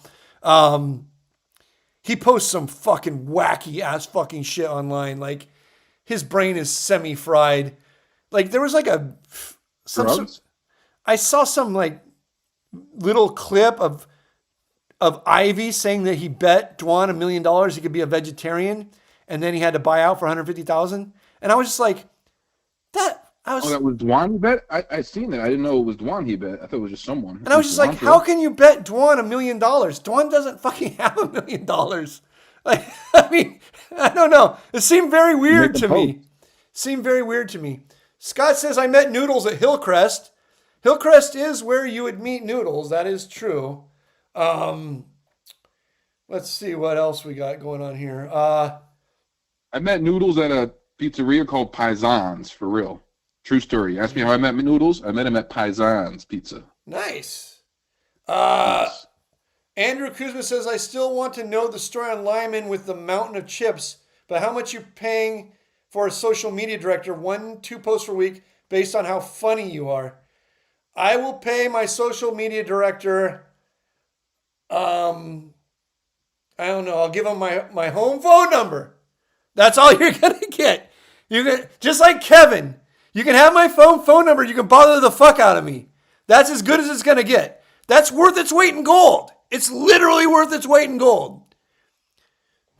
Taking applications for this job? I think I'm trying to apply. Okay, you apply. Okay, you can be my social media manager, fucking Grimstar. I don't know. Like, you have to like. Oh, I don't even know what that person would do, but I will give you my home phone number. Post clips, get you followers, whatever. Yeah. Managers. If you do all that. PR. If you do all that, I will give you my home phone number, and you can bother me like Kevin used to bother me before he became fucking butthurt and quit as social media manager. I think we got a deal. Okay. Grimstar called, Agent Zero says Grimstar called him a nit once. That's bad because Grimstar is a fucking schnurrer, one of the world's biggest nits. Like the pot calling the kettle black. Grimstar. I wonder who Agent Zero is. Grimstar is a literal schnurrer. I thought he spazzed out and ended this a few years back. No, I never ended this show. I sold live at the bike and the show ended. Then somebody else paid me to start it up again. Lyman got grimmed. I get grimmed like 20 fucking times a show. Like, I have no fucking clue. He just pops in with some fucking nonsense like 20 times a show. Any chance I can move closer to the camera? Okay, here you go. You want to see my pores? There they are. You want to see me take a nice sip? A nice sipper doodle? While we're on the topic of 21, I got a quick one for you. Hold on, I'm going through the chat. The people in chat are very fucking important. As my social media manager, you should understand this. You haven't even. Can I also point out one thing? We had record viewership a couple minutes ago. 30 live people. We're at 29 right now. Yes. 30 is the record I've seen. I saw 31, and yes. You saw 31. My God. That is a record. And the old show I was getting on the last day of the old show, I got over 300. So that's what we're shooting for as my social media director. Okay. This guy. Okay, Nasty Man is in the chat. Hello, Nasty Man. How do people get started with slots, AP? I guess you just go in to Chat GPT or to Claude and ask how to do slots, AP. Then you go to the casino and you try doing it. And what you're going to notice is a bunch of fucking creepy Asian chain smokers doing it way better than you. Most of them are probably really small and gaunt.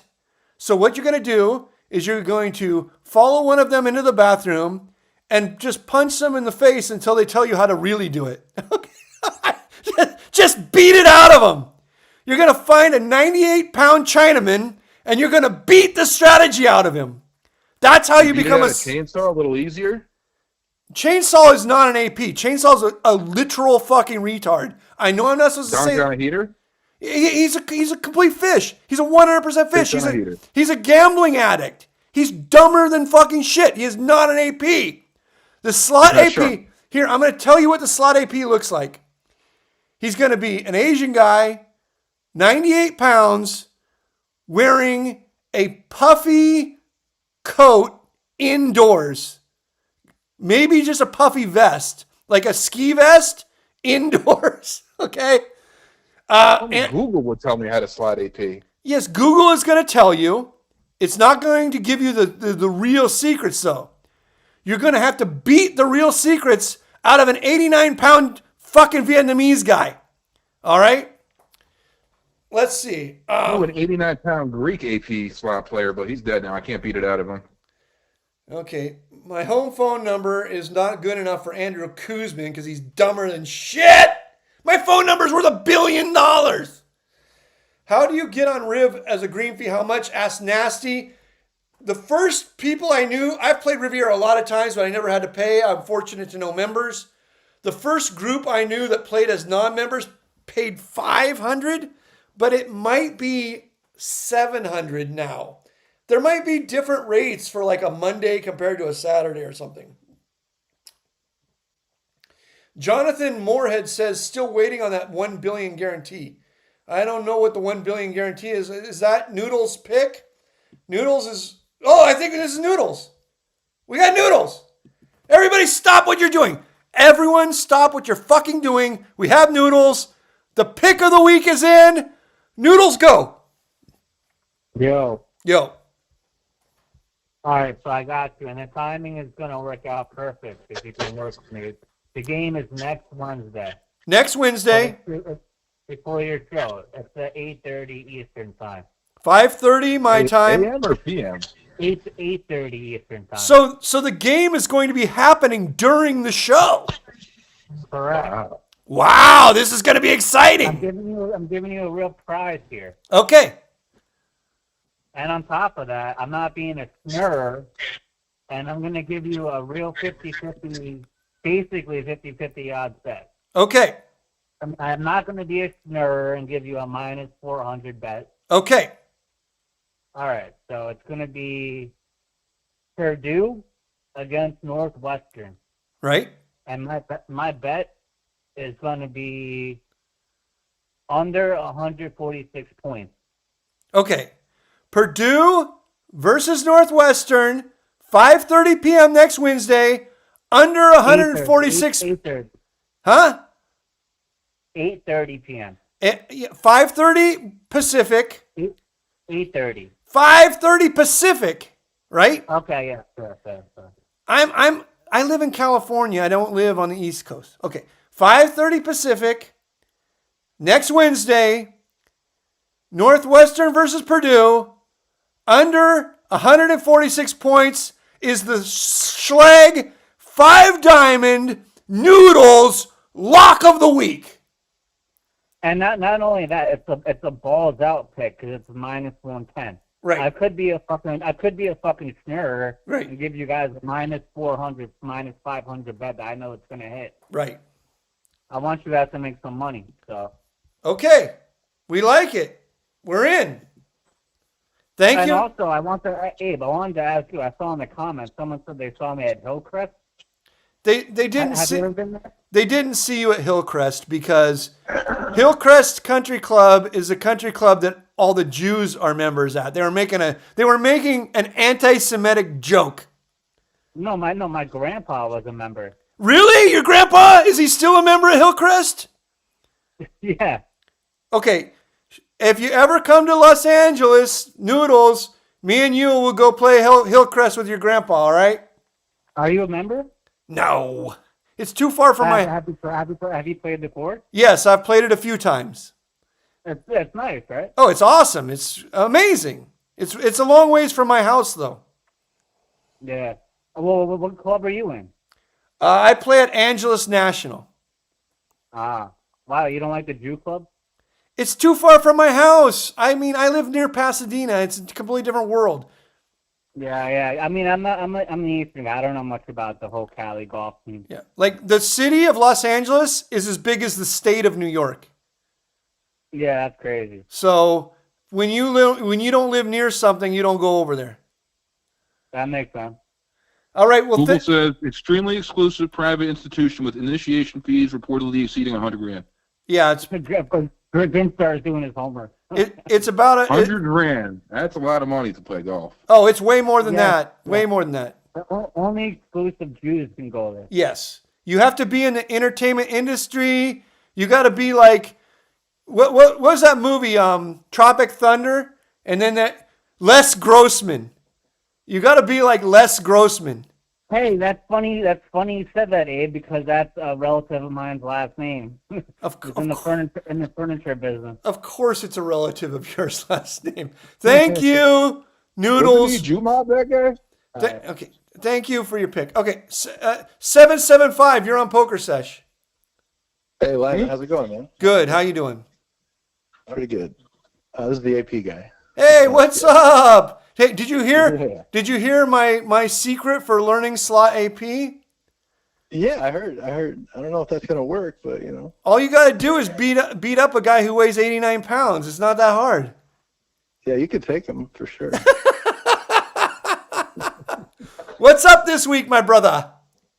I was wondering, do you know anything about double board PLO games, bomb pot games? I know a lot about double board bomb pot games. All right. I played them exclusively for a couple years, several years. All right. I would love to. So I've been playing this game where I live. It's like a $25 double board bomb pot, Right. 5-card PLO thing. Right.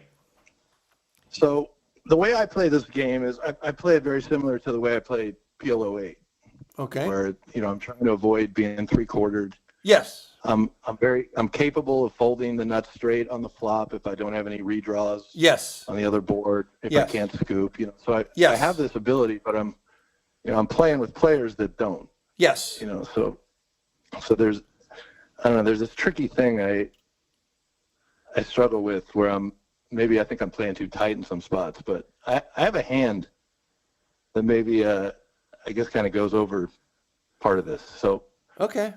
I have this hand. I have ace jack, 5, 6, 7, Okay. and top board I flop king queen 10, Okay. and that's a rainbow. Right. And on the other board is 3, 5, 6. Okay. So the nuts would be 4, 4, 7. I have the 5, 6 for 2 pair on that, Right. and there's a spade draw on that board. Okay. And then I have the nuts on the other board. Right. I'm first to act. Right. We're 8-handed, and I'm 2,500 effective. Right. So, but we must have been playing bigger on this hand. So I'm first to act. So I Right. check. Okay. I'm basically checking 100% of my range there. I don't know. Okay. So it comes around to the button, and he bets pot. Okay. And so now I know I have the nuts, but I also know, I don't have the greatest, redraws on the other board. He could have the same ace jack. Right. So I'm not looking to just jam here, right? So I just call, Right. and it proceeds to go 6-way call, basically. Holy fuck! Holy fucking Right. shit! And this is the danger. I'm hoping for a safe card to come off. Yeah. but- Yeah. There aren't here I a am. lot of safe cards, but we can hope. Right, but I mean, so basically, what happens? The turn pairs the board on my board, Right. and a brick on the 3, 5, 6 thing. Like it Right. comes deuce actually, Right. so it doesn't change the nuts. Right. And I check, and then some other guy, has the luxury of being able to pot it, Yeah. for 2,500 or whatever, and pretty much get everybody out. Yes. And so my question there is like, I could definitely like jam on that flop and get that thing heads up, but risk, being 3/4 if my opponent has. The guy that's potting ends up only having a set of kings. Okay. So he's not even betting the nuts, but like I'm playing with these opponents who are overvaluing the situations. Right. And I feel like I'm, valuing Set of them kings or correctly. trip kings? I'm a little confused. Set of kings. Try to keep up. Set of kings, yeah. Try to No, you keep said up. the board pair, though. Board pair. Wouldn't that be a boat? It's on the flop. Yeah, on the turn. flop. On the flop. Saying he bet flop without the nuts. But the turn's the real question. Okay. Well, go ahead. I'm sorry. I'm listening. Grimstar, try to keep Oh, up. turn- Literally, fucking try to turn keep. pat- I haven't played poker in 9 months, and I can keep up with this. He boated up and he calling it trips, but I get it. He had trips. He turned to a boat. Okay. Yeah. So, I guess, most of the players in my player pool would probably just, they probably wouldn't check. They'd probably just pot initially, but if not, they would check raise all in there and it plays differently. What is the correct, strategy, do you feel, in those spots where you have, where you have the nuts on one board and you have a redraw to scoop, but it's not, a strong redraw, and your nuts hand is vulnerable basically to a lot of cards. Well, basically, you got to ask yourself, are you ever going to fold the flop? And the answer with people who will do the things that you just said that they will do is probably no, right? Well, I don't, if I think I'm being 3/4, like I'm making a read with certain players who are only, certain boards are obvious. They have the nuts when they say pot. They obviously have the top board. So wait, no, but I'm asking here. I'm asking Sure. you told me that the one guy just fucking potted it with a set of kings, which is basically it's suicidal. That was surprising. It's just suicidal, right? Surprising. Right? Right. So if there's people just like doing these sort of suicidal things,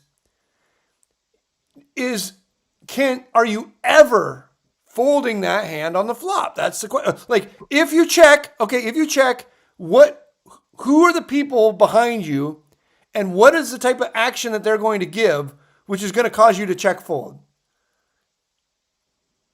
Right. I guess it would have to go pot, repot, and then I'm convinced that somebody else also has the ace jack. It has to be like only do that with ace jack. From really yeah. from tight, smart players, I guess.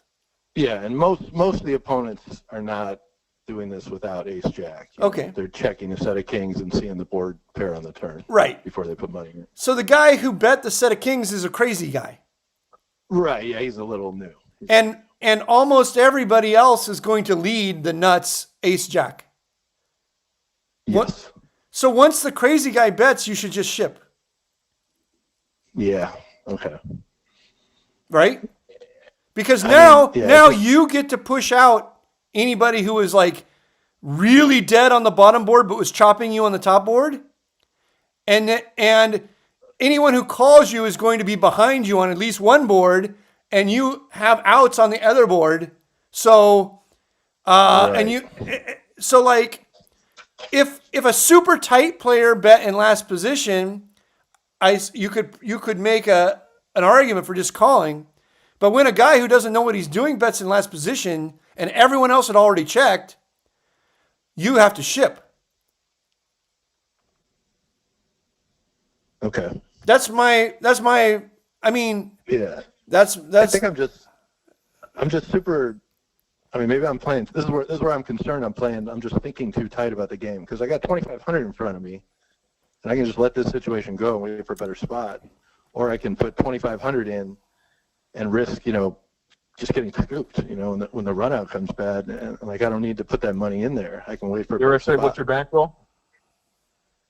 Yeah, bankroll's not an issue. I guess. We got 100K plus there. We're not. Might as well just ship it pre. Or ship it. You can't ship it pre Grimstar. This is Not fucking pre, bomb pot. I'm sorry, I'm a little buzzed. I'm on the flop. On the flop. I love the fact that Grimstar, he has no fear of weighing in, even if he's literally fucking clueless about what's going on, like a fucking baby lost in the woods. He will very ship it pre in the bomb pot. Okay, Abe, come on. I'm fucking. All right, thank you. A little woozy here. Okay. Are you a high-low guy, Grim? Do you play high-low? I play it from time to time for fun. I'm by no means an expert, but I've dabbled. I've squash-buckled. 830. Do you have anything to add to this conversation? 830. Yeah. Cool. 830. Yeah, what's up? That's me. Did you want to add to this conversation? You got a different topic. I got a different topic, dude, if you don't mind, bro. Okay, let me finish with 775. Stay on the line right there. Stay on the line and just listen. 775, I think that you're probably playing a little bit scared. But I don't actually fault you for that in these type of games. They get very, very fucking crazy. Like, it's insane that a guy potted it and then you called and like 6 people called in the middle. It's literally fucking insane. Yeah. You're in like one of the greatest fucking $25 ante double board bomb pot games in the world. So it's pretty good. I don't fault you for waiting for better spots. But if the bankroll isn't a consideration at all, and if variance isn't a consideration at all, you have to make reads and go with the reads. And there's just a fucking 0% chance that anybody is checking ace jack in late position. And so, like, the fact that everybody checked to this guy and this guy is a dipshit and then he pots it is sort of a dream scenario, because you're never going to get bushwhacked. You're just never going to get bushwhacked. You just always ship on him. All right. Yeah. I mean, I'm just trying to make the most money out of that situation. It comes up a lot. Because the guy in last position is going to bet ace jack 100% of the time. Literally 100%, right? Yeah. And so he'll bet ace jack when he has no pair, no draw on the other board. No pair, no draw. And you'll just be free rolling him. Right. So but the other, I mean, not to be results oriented, but another guy has 4-7 in that hand, which is the nuts, and he's not folding. And he pairs. He might fold. He might fold if you ship.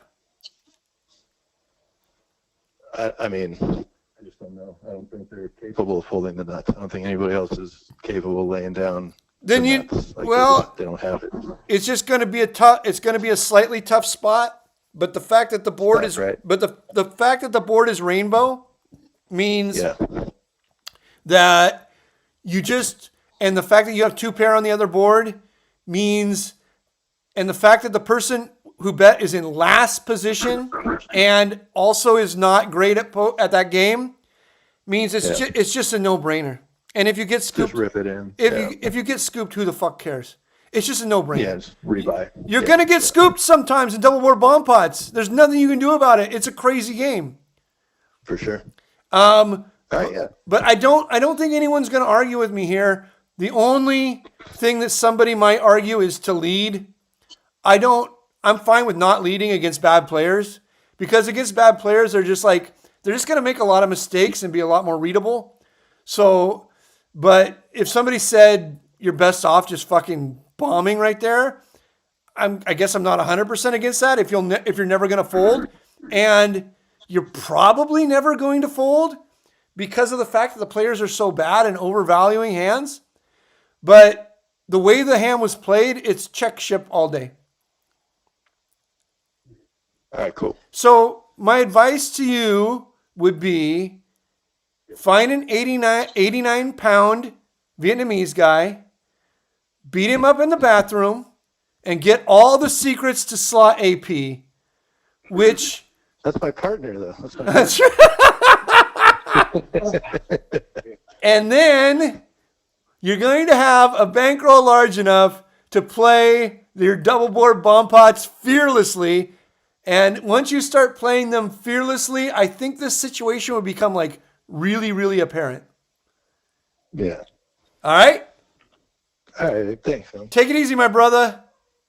All right, buddy. Talk to you later. Talk to you next week. All right. 830. You're on Pokersesh. Hey, what's up, man? What's going on, brother? What's up? Huh? Can you hear me, sir? Yeah, I can hear you. What's up? Cool, man. Hey, it's my first time calling, dude. Today's my birthday. I want to shout out to myself real quick. All right. Dude. Hey, man. I got a topic for us, man. For everybody, actually, man. Okay. Happy C-Day. Oh, thanks, dude. Thanks, man. My topic is, all right, for poker, what is everyone's opinion from bronze, silver, and gold, y'all's 3 favorite WSOP main events to watch. What was y'all's bronze, silver, and gold favorite ones to watch throughout the years? Oh, so like historically? Yes. Replays or live? Like, yeah, throughout the years. Like, obviously, number 1 would probably be the 2003 main event, right? Stu Unger. Anything Stu Unger. You can't watch Stu Unger. How the fuck are you watching Stu Unger? Like, which one? Like, what is y'all's top 3 favorite WSOPs throughout the years? Hey, Honestly, 830. Can I yell at Grimstar for a second? Yes, but Grimstar, where the fuck are you watching Stu Unger? There is no fucking Stu Unger footage. yes, there is. World Series of Poker. It might be like 1 or 2 hands. Again, there's not like 8 hours of Stu Unger playing the World Series of Poker. There's no hole cards. 45-minute, hour-long clips. Yeah. But there's no hole cards. You don't know anything that's going on. That's true. That is true. Who cares about the whole cards? So you just like staring at emaciated coke addicts with no nose. That's what you like. Yes. Okay. The best World Series to watch is Johnny Chan versus Eric Seidel. This is nothing comes close. That's why it's featured in Rounders. Eric Seidel has on the most epic fucking visor, slightly sideways. Johnny Chan has to stand up to push his chips in. Has the orange with the rubber bands wrapped around it so he can sniff it to calm himself down. There is nothing better than Eric Seidel versus Johnny Chan. After that, It's all over, baby. No. 98 World Series, dude. McBride versus what should we call Scotty. Scotty win. 98 versus McBride. Is that when he says you call you lose, baby. You call it's all over, baby? It's all iconic moment. Okay, let's just say this. It's any moment that includes a crasion. If there is a crasion, CRAZIAN, then it's going to be a good moment. Crasion mandatory. Or actually, or anybody with an unlit cigarette. What's another one? I'm trying. What's another good World Series to watch? Like besides like the 03? Like, oh man, some people said the Jamie Gold one was good, but I'm like, no, I gotta pass on that one. The Jamie Gold one is only good if he owed you money. If he owed you money, it's the fucking best. If he had some catch line. Huh? Asham had a funny catch line. Aussie or something, right? Aussie, oi, oi, oi. Oi. No, wait, no, that was 2006, right? No. I don't know. 06 to get your fix. 5. Wait, who the fuck won it? 2005, right? I don't have. I haven't watched the World Series of Poker not even one hand played on the final table since Jamie Gold. So I'm the wrong guy to ask.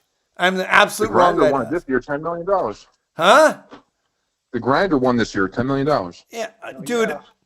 The Grinder winning that is like people always say like what should be good for poker. That should be good for poker because in the cash games, the Grinder is a lot of fun. We're just going to say that. He's a lot of fun. He's a lot of fun in the cash games. I've had a lot of fun playing with the whole Mizrachi family over the years in the cash games.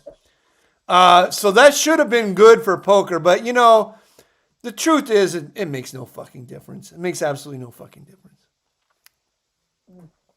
All right, 830, thanks for calling in. Good question. We'll talk to you next week. Let's see what's going on in chat. We're in overtime now, everybody. We're in overtime. Don't say I don't work hard for my money. We're in overtime. How's it overtime? The music didn't even play yet. What, you go on a 2-hour limit? No, I'm not I have no limit, but I'm just calling. Okay, here we go. I'll play some music here. I'll play the Bad Brains. I don't want the music, I'm just saying. Yeah, this is a good song.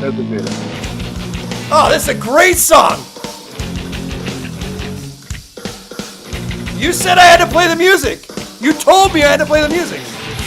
All right, now we're Ignition begins.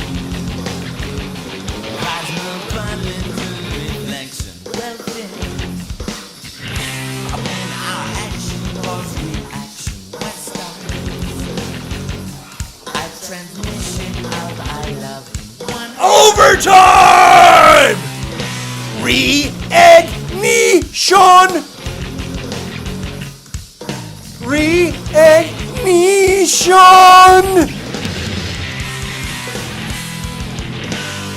Fucking Bad Brains! Greatest punk bands of all time! Bad Brains take us in overtime!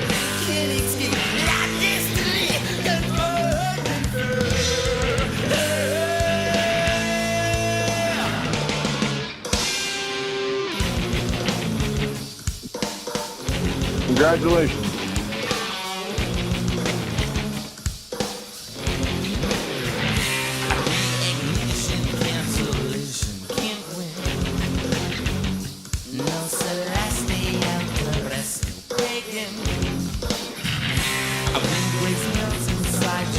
We are in overtime, ladies and gentlemen.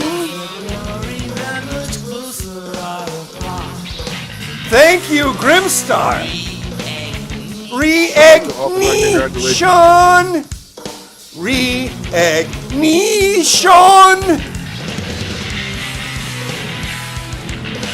Grimstar reminded me you have to play music to get into overtime.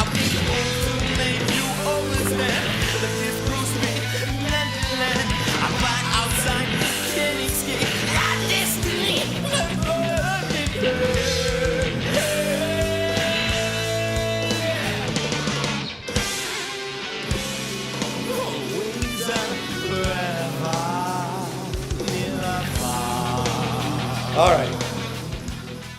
Okay, there goes the Bad Brains. We are in overtime. Thank you, Grimstar. Okay, let me read. Now, can I go back? Oh, wait, we got a caller. 619, you're on Pokersesh. Yo, what's up, bro? Oh, no, it's a fucking poker baller? Bro, I'm on the sickest fucking heater you've ever seen. Hey, listen, man, if you sit on the table, don't even ask to run it twice, bro. You already know what the fucking answer is, Limon. You already know. You'll see me in the Gucci tracksuit one fucking time, bro. Don't even ask. Double board, bump, man. Fucking just be one board, bro. That's all you need, man. Listen, bro. I've been crushing. Stay up, man. The show's been great, bro. Fuck Put me you! in my place, sir. Fuck you! You don't know anything about being a fucking poker baller! You know nothing about being a poker baller! When I come to the casino, I have a fucking giant bottle of water. My giant bottle of water is like fucking 5 gallons. I look like a fucking cow drinking out of a fucking a giant fucking thing that cows drink out of. What's it called, Grimstar? I don't know. You literally stumped me. Okay, What a cows drink out of. Trough, bro? You talking about a trough? Yeah! That's my fucking An udder? swimming pool, bro. Hey, I'm so fucking baller, man. Every 2 or 3 weeks, I'm on a cleanse. I'm on a fucking cleanse. You don't know shit about a cleanse. I have to tell everybody, like, I'm just drinking, like, fucking lemonade, syrup, and fucking horse cum. I just fucking drink a giant fucking jug of lemonade, syrup, and horse cum. I'm on a fucking cleanse. You don't even know how fucking baller I am. You couldn't handle my life. Your fucking jug of water is probably this fucking tiny. I'm drinking out of a fucking trough, and I fucking fill my fucking trough for my fucking cleanse, and it's just fucking lemonade, syrup, and horse cum. Get the fuck out of my life. Okay. Sometimes people Congratulations. Sometimes people do not understand how to be a baller poker player. They don't even understand how baller poker players exist in the real world. They think that just because they live at Pano Towers that they're a baller poker player. No, you're not. Unless you're on a fucking cleanse every 3 weeks and have a fucking bottle of water that has its own tides, like its own fucking tides. You are not a poker baller. Okay. Let's go to the chat here. I took a tour of the Pano Towers once, circa 2006, with Ricardo Shove the Rivero. And luckily, yeah. Okay. But we're not going to talk about that now. I just want to congratulate you. You've officially weaseled out of your $200 free roll. Congratulations, sir. Yeah, because you did not, nobody called in and did all the hands. That's their fault, not Don't blame that one on me. How did I weasel out of it? I didn't weasel out of it. I gave 2 fucking hours for any human to call in and do the hands. Well, I'm just saying. Congratulations, sir. Do not. Now we're in overtime here. Let's talk about the poker spook strategy. Okay, hold on. We have a very important caller. Kevin Clarkson, you are on Pokersesh. Yo, I like Poker Baller, actually. That guy's fucking hilarious. That's what you wish you were like. You wish you were a poker baller. You wish you live in Pano Towers. You wish you ate sushi. Yeah. You wish you ate sushi for every meal. You wish that you got fucking, mercury poisoning. You wish you got mercury poisoning because you ate so much fucking sushi. You wish that you had a Gucci backpack filled with flags. You wish that you brought your own fucking meals into the casino, pre-made meals. You wish that you had a giant bottle of water that's at least fucking 20 fucking gallons. You wish that every 3 or 4 weeks you could tell people that you were on a cleanse and drink lemonade, syrup, and horse cum. These are all things you wish, Kevin. Tell the truth. That's like 2015 poker lifestyle of like the 30-year-old young pros, for sure. Okay, what do you have to add to the conversation, Kevin? I would like to plug our Lord and Savior Club WPT Gold. I've been grinding on since this whole podcast. Right. And I've been doing great and I'm having a lot of fun playing their grinding their website. I'm going to say something, and this is not to benefit me, because most of the people who I know that play on WPT Gold, they're all winning tons of money, and none of them are under my code. Fucking none of them. So this does not benefit me at all.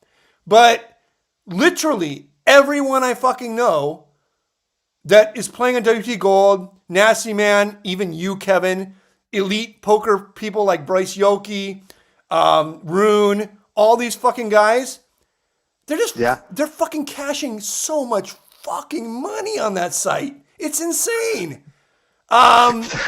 And not Bryce is a super sharp. Of course he's gonna cash. Yeah, but not one of them's on my fucking code. Not even one of them. I get nothing out of it. Nothing.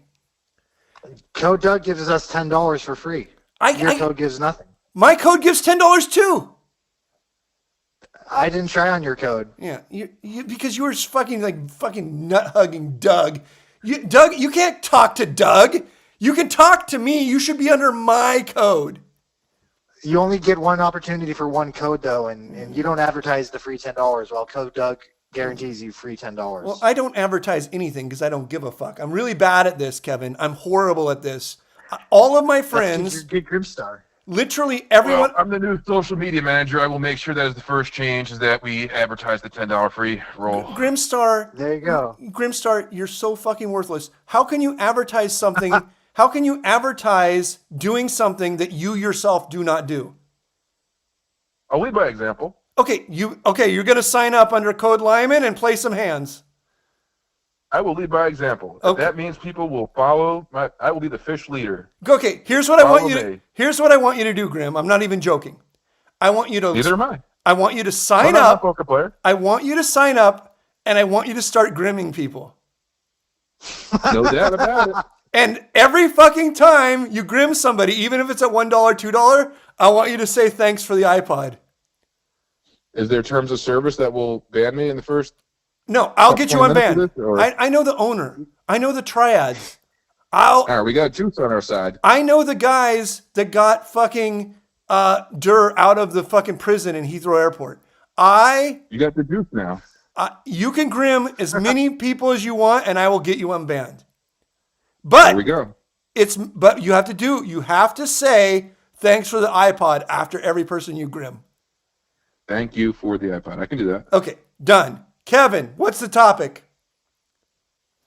I just played with 10,000 hands on Club WPT Gold, and it's great. And I love all your advantage play talk. But poker's... Oh, I'm going to try to get unbanned from Commerce. I'm going to email Sandra once again and pray that she unbans me. Kevin, are you... What? You are playing at Hawaiian Gardens, right? In Red Chip Heaven. And Hustler, yeah. Would you even know? You're like such the wrong person to ask because you don't know anything. But like, yeah. Could you walk over to the Asian games section and understand whether they're still private bankers or not? I could check. Yeah. Okay. Because, and this isn't for me, because I know you get all butthurt, like, I don't work for you. This isn't about working for me. This is about your own, this will benefit you.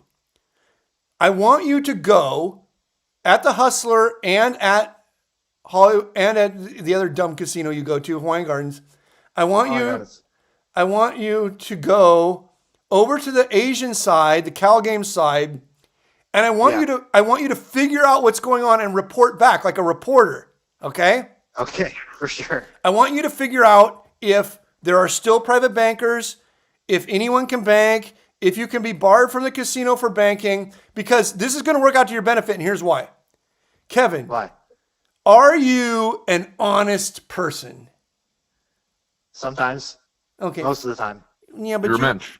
No, but he also fucking robs people. I shouldn't have even asked that question. He just robs Trader Joe's. It's not people. It's a corporation. Yeah, but I was thinking about giving Kevin somewhere between $20,000 and $50,000 to bank games at $218 an hour, and he gets to keep 109. I keep 109, but I don't think I can trust him. Could I trust you in that, Kevin? Honestly, I just like playing poker, bro. So for $109 an hour, you wouldn't go bank games? I would. Yeah. That's a pretty good deal. That's a really good deal. Of course it's a fucking good deal, but you need to prove to me that you are no longer a dipshit. You need to report back to me what is actually going on in the casino, because I am too lazy to drive over there. Okay, I'll do that. So you go over to the Asian game side. Yeah. And you talk to some people, not in a creepy way, in a normal way. All right. And you ask them like, hey, is there still private bankers here? Is there still a corporation? Blah, blah, blah. Can I bank any game? How much do I have to bet? Get all the information. And if you actually do this, I might actually hire you on me and Bryce Yoki, we might actually hire you. And then you would actually be hanging out with elite people, not the fuck-ups that you hang out with now. I saw Bryce this summer at the World Series of Poker. But he doesn't want to talk to you, and he does not want to hang out with you. But if you do this homework... Well, how recently have you talked to Bryce, bro? Every day! Every day! He tells me how much fucking money... That's fucking gay as hell, bro. Okay. It's not... Okay, fuck you! Listen to me. It is gay. It's very fucking gay. But it doesn't matter. Tell him to unblock me. Tell Bryce to unblock me. No, he's never going to unblock you because you're a fucking dipshit. Bryce Yoki has his own dojo. You can't live in the world he lives in. He has his own fucking dojo. Now listen to me. If you can get this information and you're correct about this information, and then we form a corporation, we will hire you as a member of the corporation, and you will end up making real bank and getting to hang out with real fucking ballers. Like literally within a month, you will be doing a cleanse. You'll be drinking horse cum. Your life, you'll have your own fucking dojo. You'll roll around with men with semi-hard wieners. Okay? Listen to me. Okay. Can you call in next week and give us a report? Yes. All right. That is your task. And you think I'm joking, but I'm not joking. It could lead to something big. Okay, fine. Fuck it. Okay. Next week, report from Kevin Clarkson. There it is, ladies and gentlemen. Boom, bang. Thank you, Kevin. That was the most productive call we've ever had. And I think it's going to end in disaster, because when you call me next week, I can only imagine how fucking dumb the call is going to be. I actually want you to get... Do you know the information that I need to know? Yeah. And do you know that this is serious, that we are going to do this? No. Yes! Me and my... Kevin, do you know that I ran a bank before with Bryce? No, I didn't. Yes, this is not a new thing. We will run a bank. We just don't want to get barred from the casino. The money is nothing. We can give you $20,000, $50,000 to go play with, but we have to understand that it's working correctly. Okay. All right. I mean, bro, I've been mainly playing online, honestly, for the past month. Okay, just grinding on WPT. Like, no matter how much I try to help you, you see your dick and you step on it. You don't just step on your dick. You like stomp on it until blood comes out. I'm giving you the opportunity of a lifetime. There's no fucking. Yeah, I'll go check it out. There's literally no way, Kevin, you're making $109 an hour. There is no way. No, I'm not. No, okay. I'm not. I'll go check it out. I'll go check it out. Thank you, sir. All right. Thank you, Limon. Bye. All right, bye. There he goes. The world famous Kevin Clarkson. All right, let's go back to chat and see what's going on. All right. Somebody, okay. Got any prop bets for stupid MAGA people? You know, I really used to have a lot of prop bets for stupid MAGA people. Let's see. The way it works is you just need to talk to them and you need to see what dumb thing comes out of their mouth. So if you're talking to like some MAGA Trump fuck up and they say, Trump's going to serve a third term, he's going to be president again, he's not leaving, then you just say, I will bet you any fucking amount of money that doesn't happen. That's it.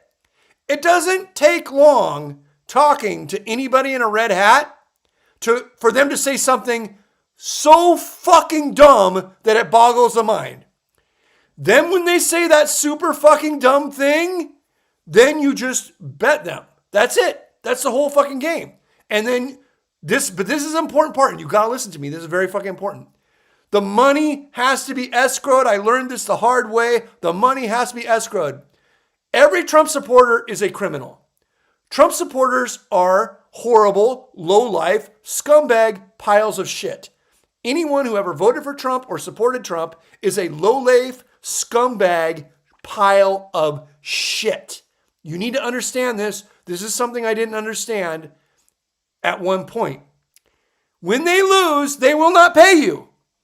Because, and I should have known this, like if your Lord and Savior is a felon, scam artist, piece of shit, then why would you pay bets that you lose? Because you know that Trump wouldn't pay a bet that he loses. So you have to have the money escrowed. That's the most fucking important part. If you meet anyone who is a Trump supporter, you can talk to them for 15 minutes.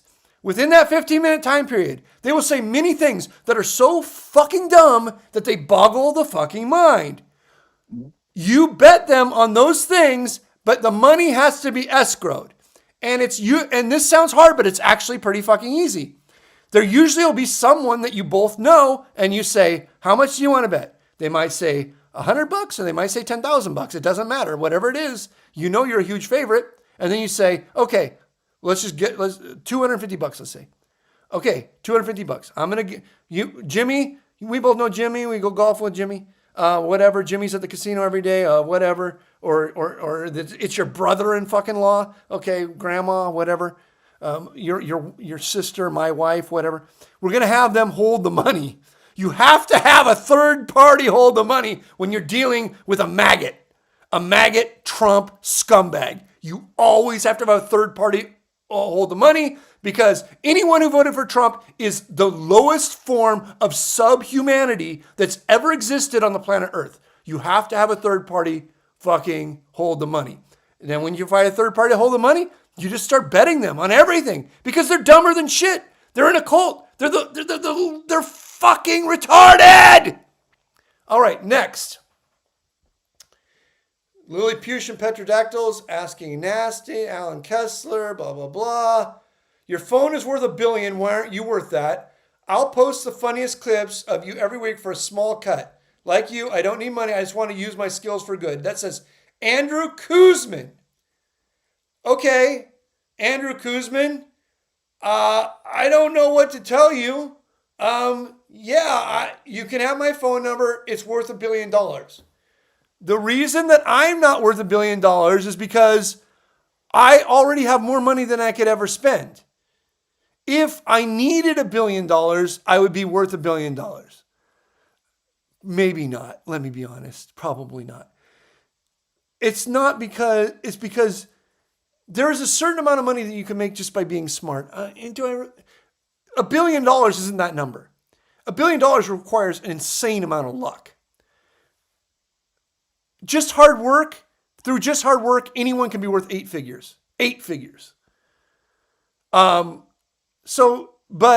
you can't be worth more than 8 figures just through hard work. To be worth more than 8 figures, you need like some insane fucking luck. Like a lot of shit needs to go right. You need to be born rich, first of all, so that each double is worth more. Like if you're born rich and your daddy will loan you, your daddy owns an emerald mine, or your daddy will loan you $1 million, or your daddy owns a bunch of Manhattan real estate, then each double through is worth a lot more. So like if your daddy will give you $1 million, then your first double through is 2, 4 million, 8, 16 million, 32 million, 64 million, 128 million. You're at 9 figures. If you're like me and my daddy has fucking $0, I start with fucking 0.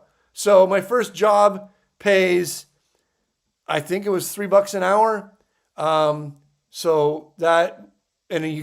work part-time. So let's say I make $3,000 a year. So then my first doubles aren't 1 million, 2 million, 4 million, 8 million, 16 million. My doubles are 3,000, 6,000, 12,000, 24,000, 48,000. So like by the time a rich kid is at 128 million, I'm only at 24,000.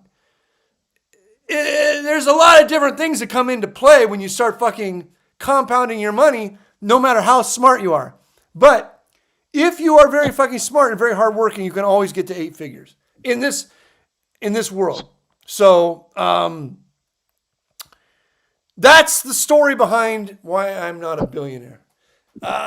Is because I'm, in the zone of where I could possibly get to, and it's already more money than I could ever spend, and I'm lazy as fuck. I won't even do my own social media. And it makes me money. And I won't even do it because I don't give a fuck. It just doesn't matter to me. So you can have my phone number or not have my phone number. I don't really care. Here's what I'm going to give you, Andrew Kuzman. Here's what I'm going to give you guys.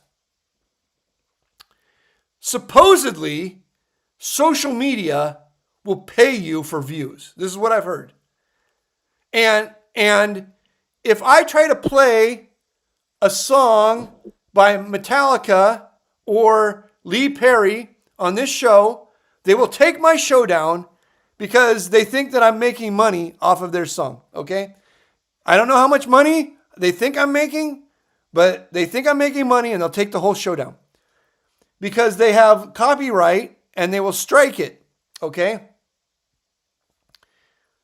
Here's what I tell you. You can use any footage of me.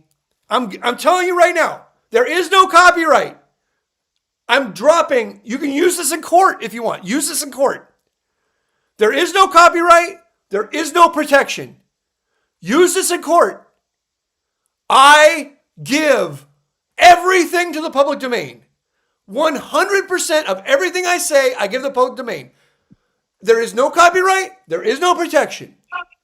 You can use this, and if you can make money off of it, even if you fucking use AI to make it look like I'm sucking a dick, I don't care.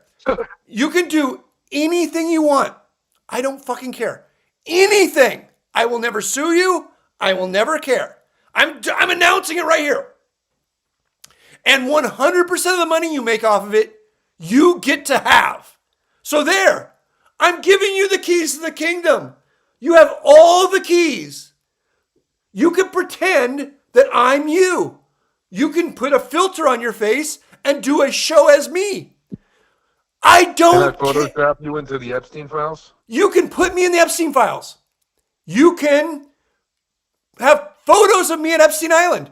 You can have a video of me with Epstein. I don't give a fuck. You can do anything you want. I don't care. And you get to keep all of the money. 100% of the money. I've announced it right here. If there's a judge watching, judge, we're in court right now and they are playing this. They are saying that they did not have, someone is telling them that they did not have permission to have Limon sucking a dick on Epstein Island. I made a video. Underage.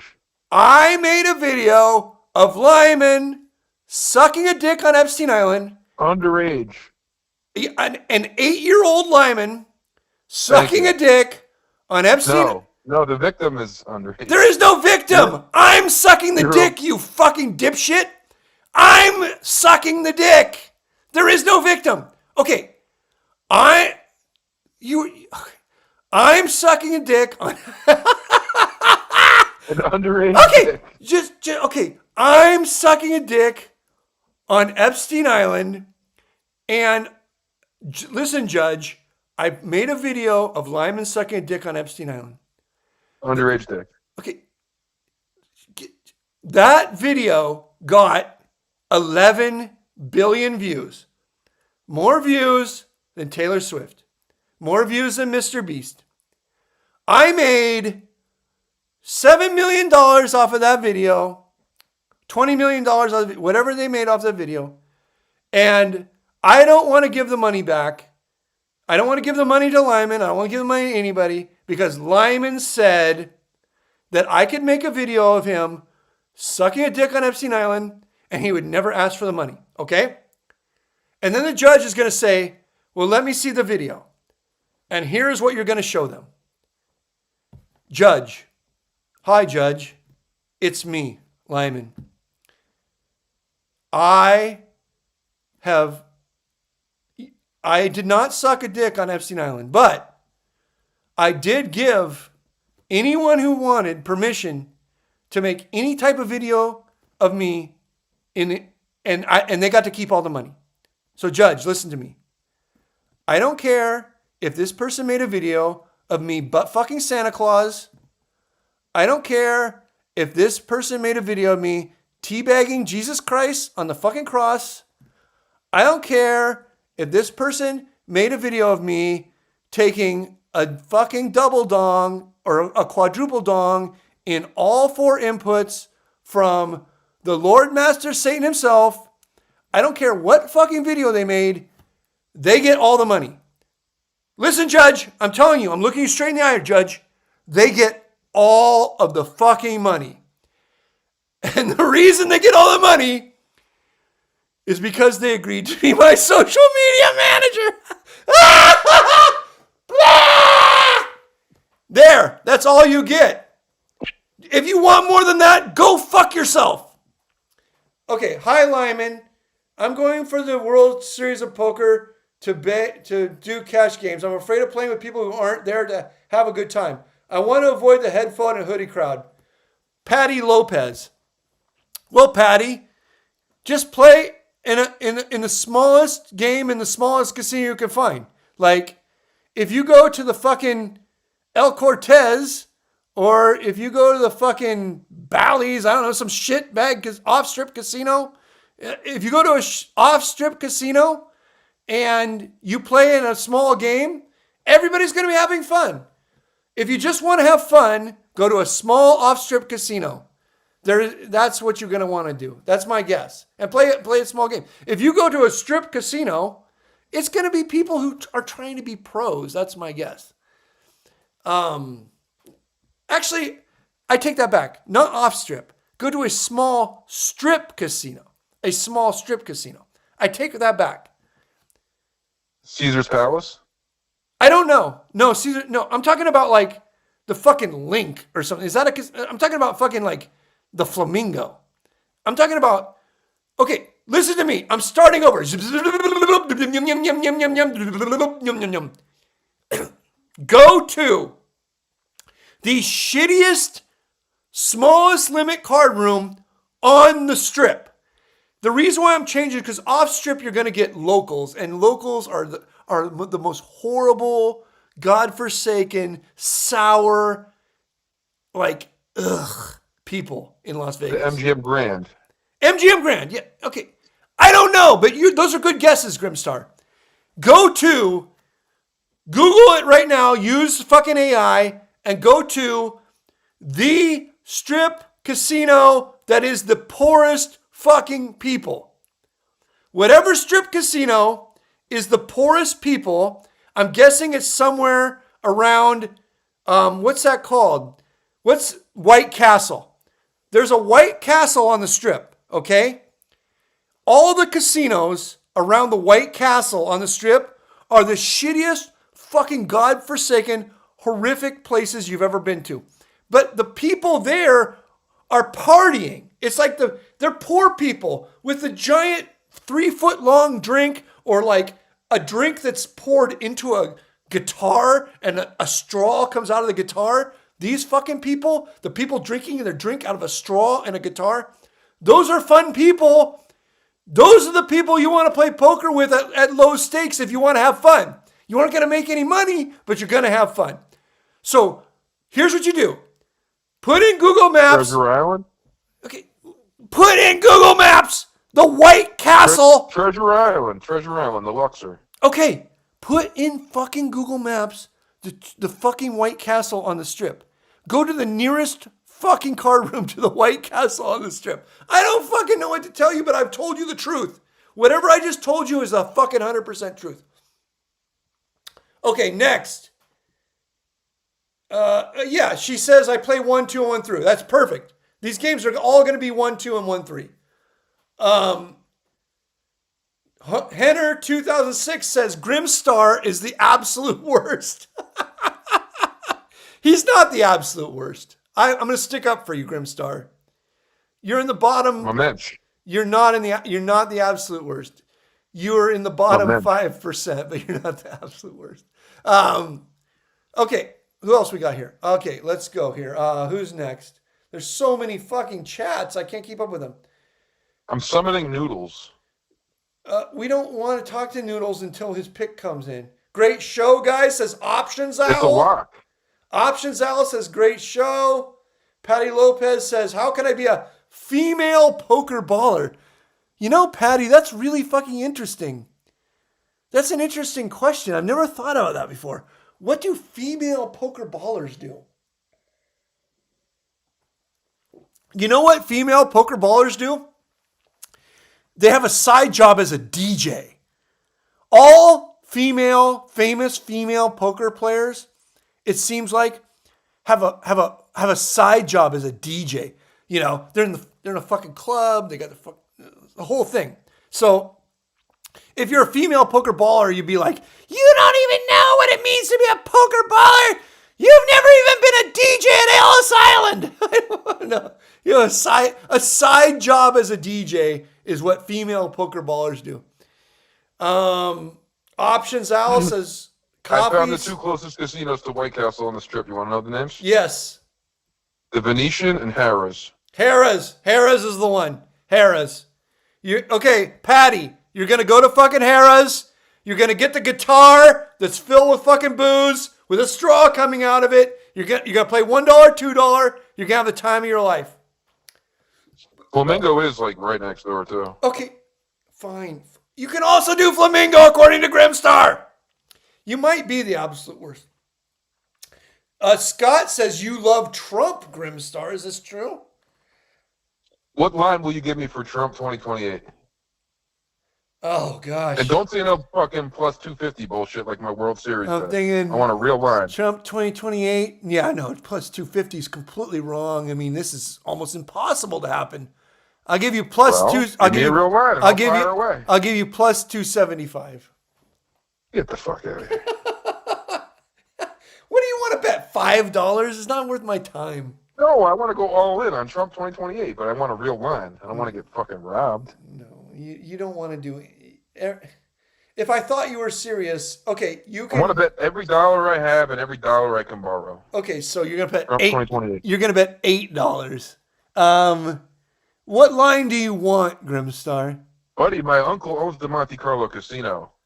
I'm what you call schnurrich. Wow. Okay, how much do you want to bet on Trump 2028? More than $8, more than one figure. Okay, just DM me. I'm a 7-figure.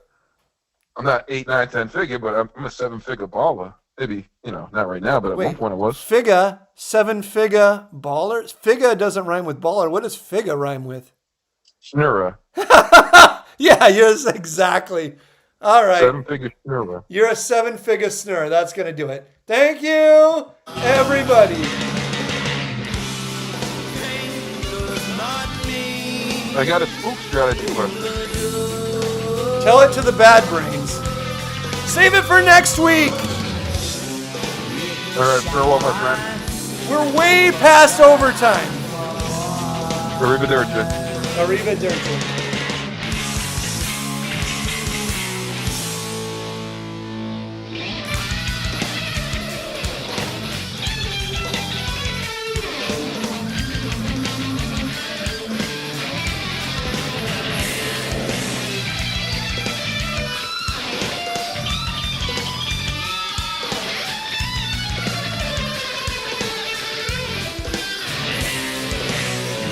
Re-egg-nation. Re-egg-nation. Re-egg-nation.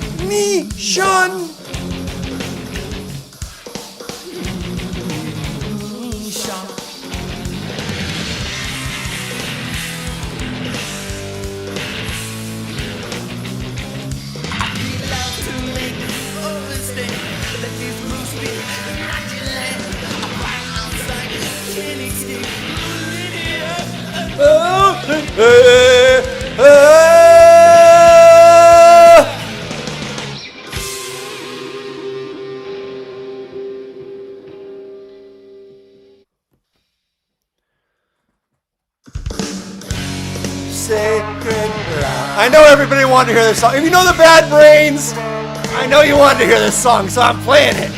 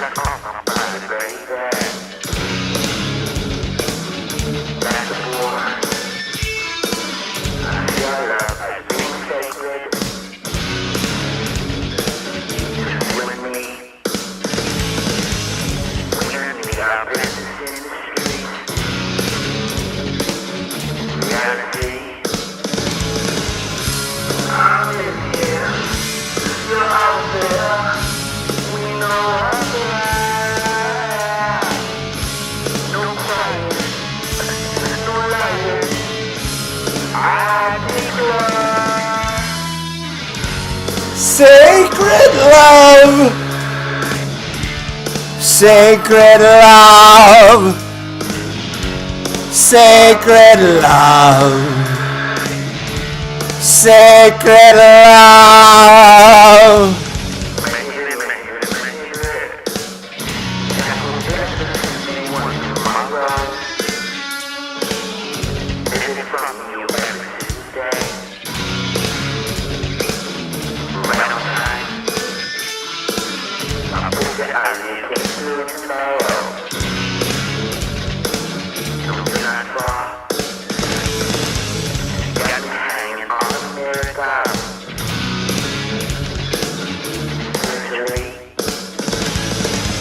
Yes, this show may never see the light of day. It all depends on the Bad Brains and whether they strike it. Bad Brains, please don't strike this show. Sacred love. Sacred love. Sacred love.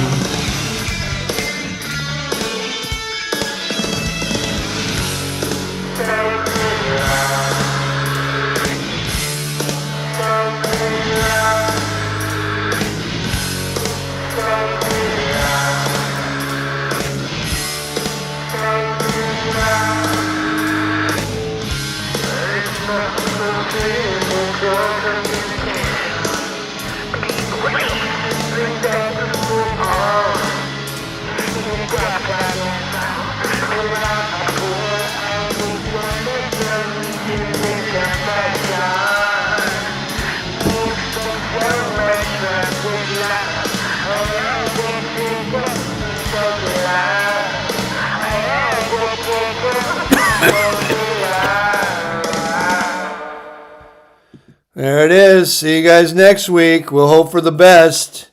If this show doesn't fucking post, it's because the bad brains sued us. Oh well, what can you do?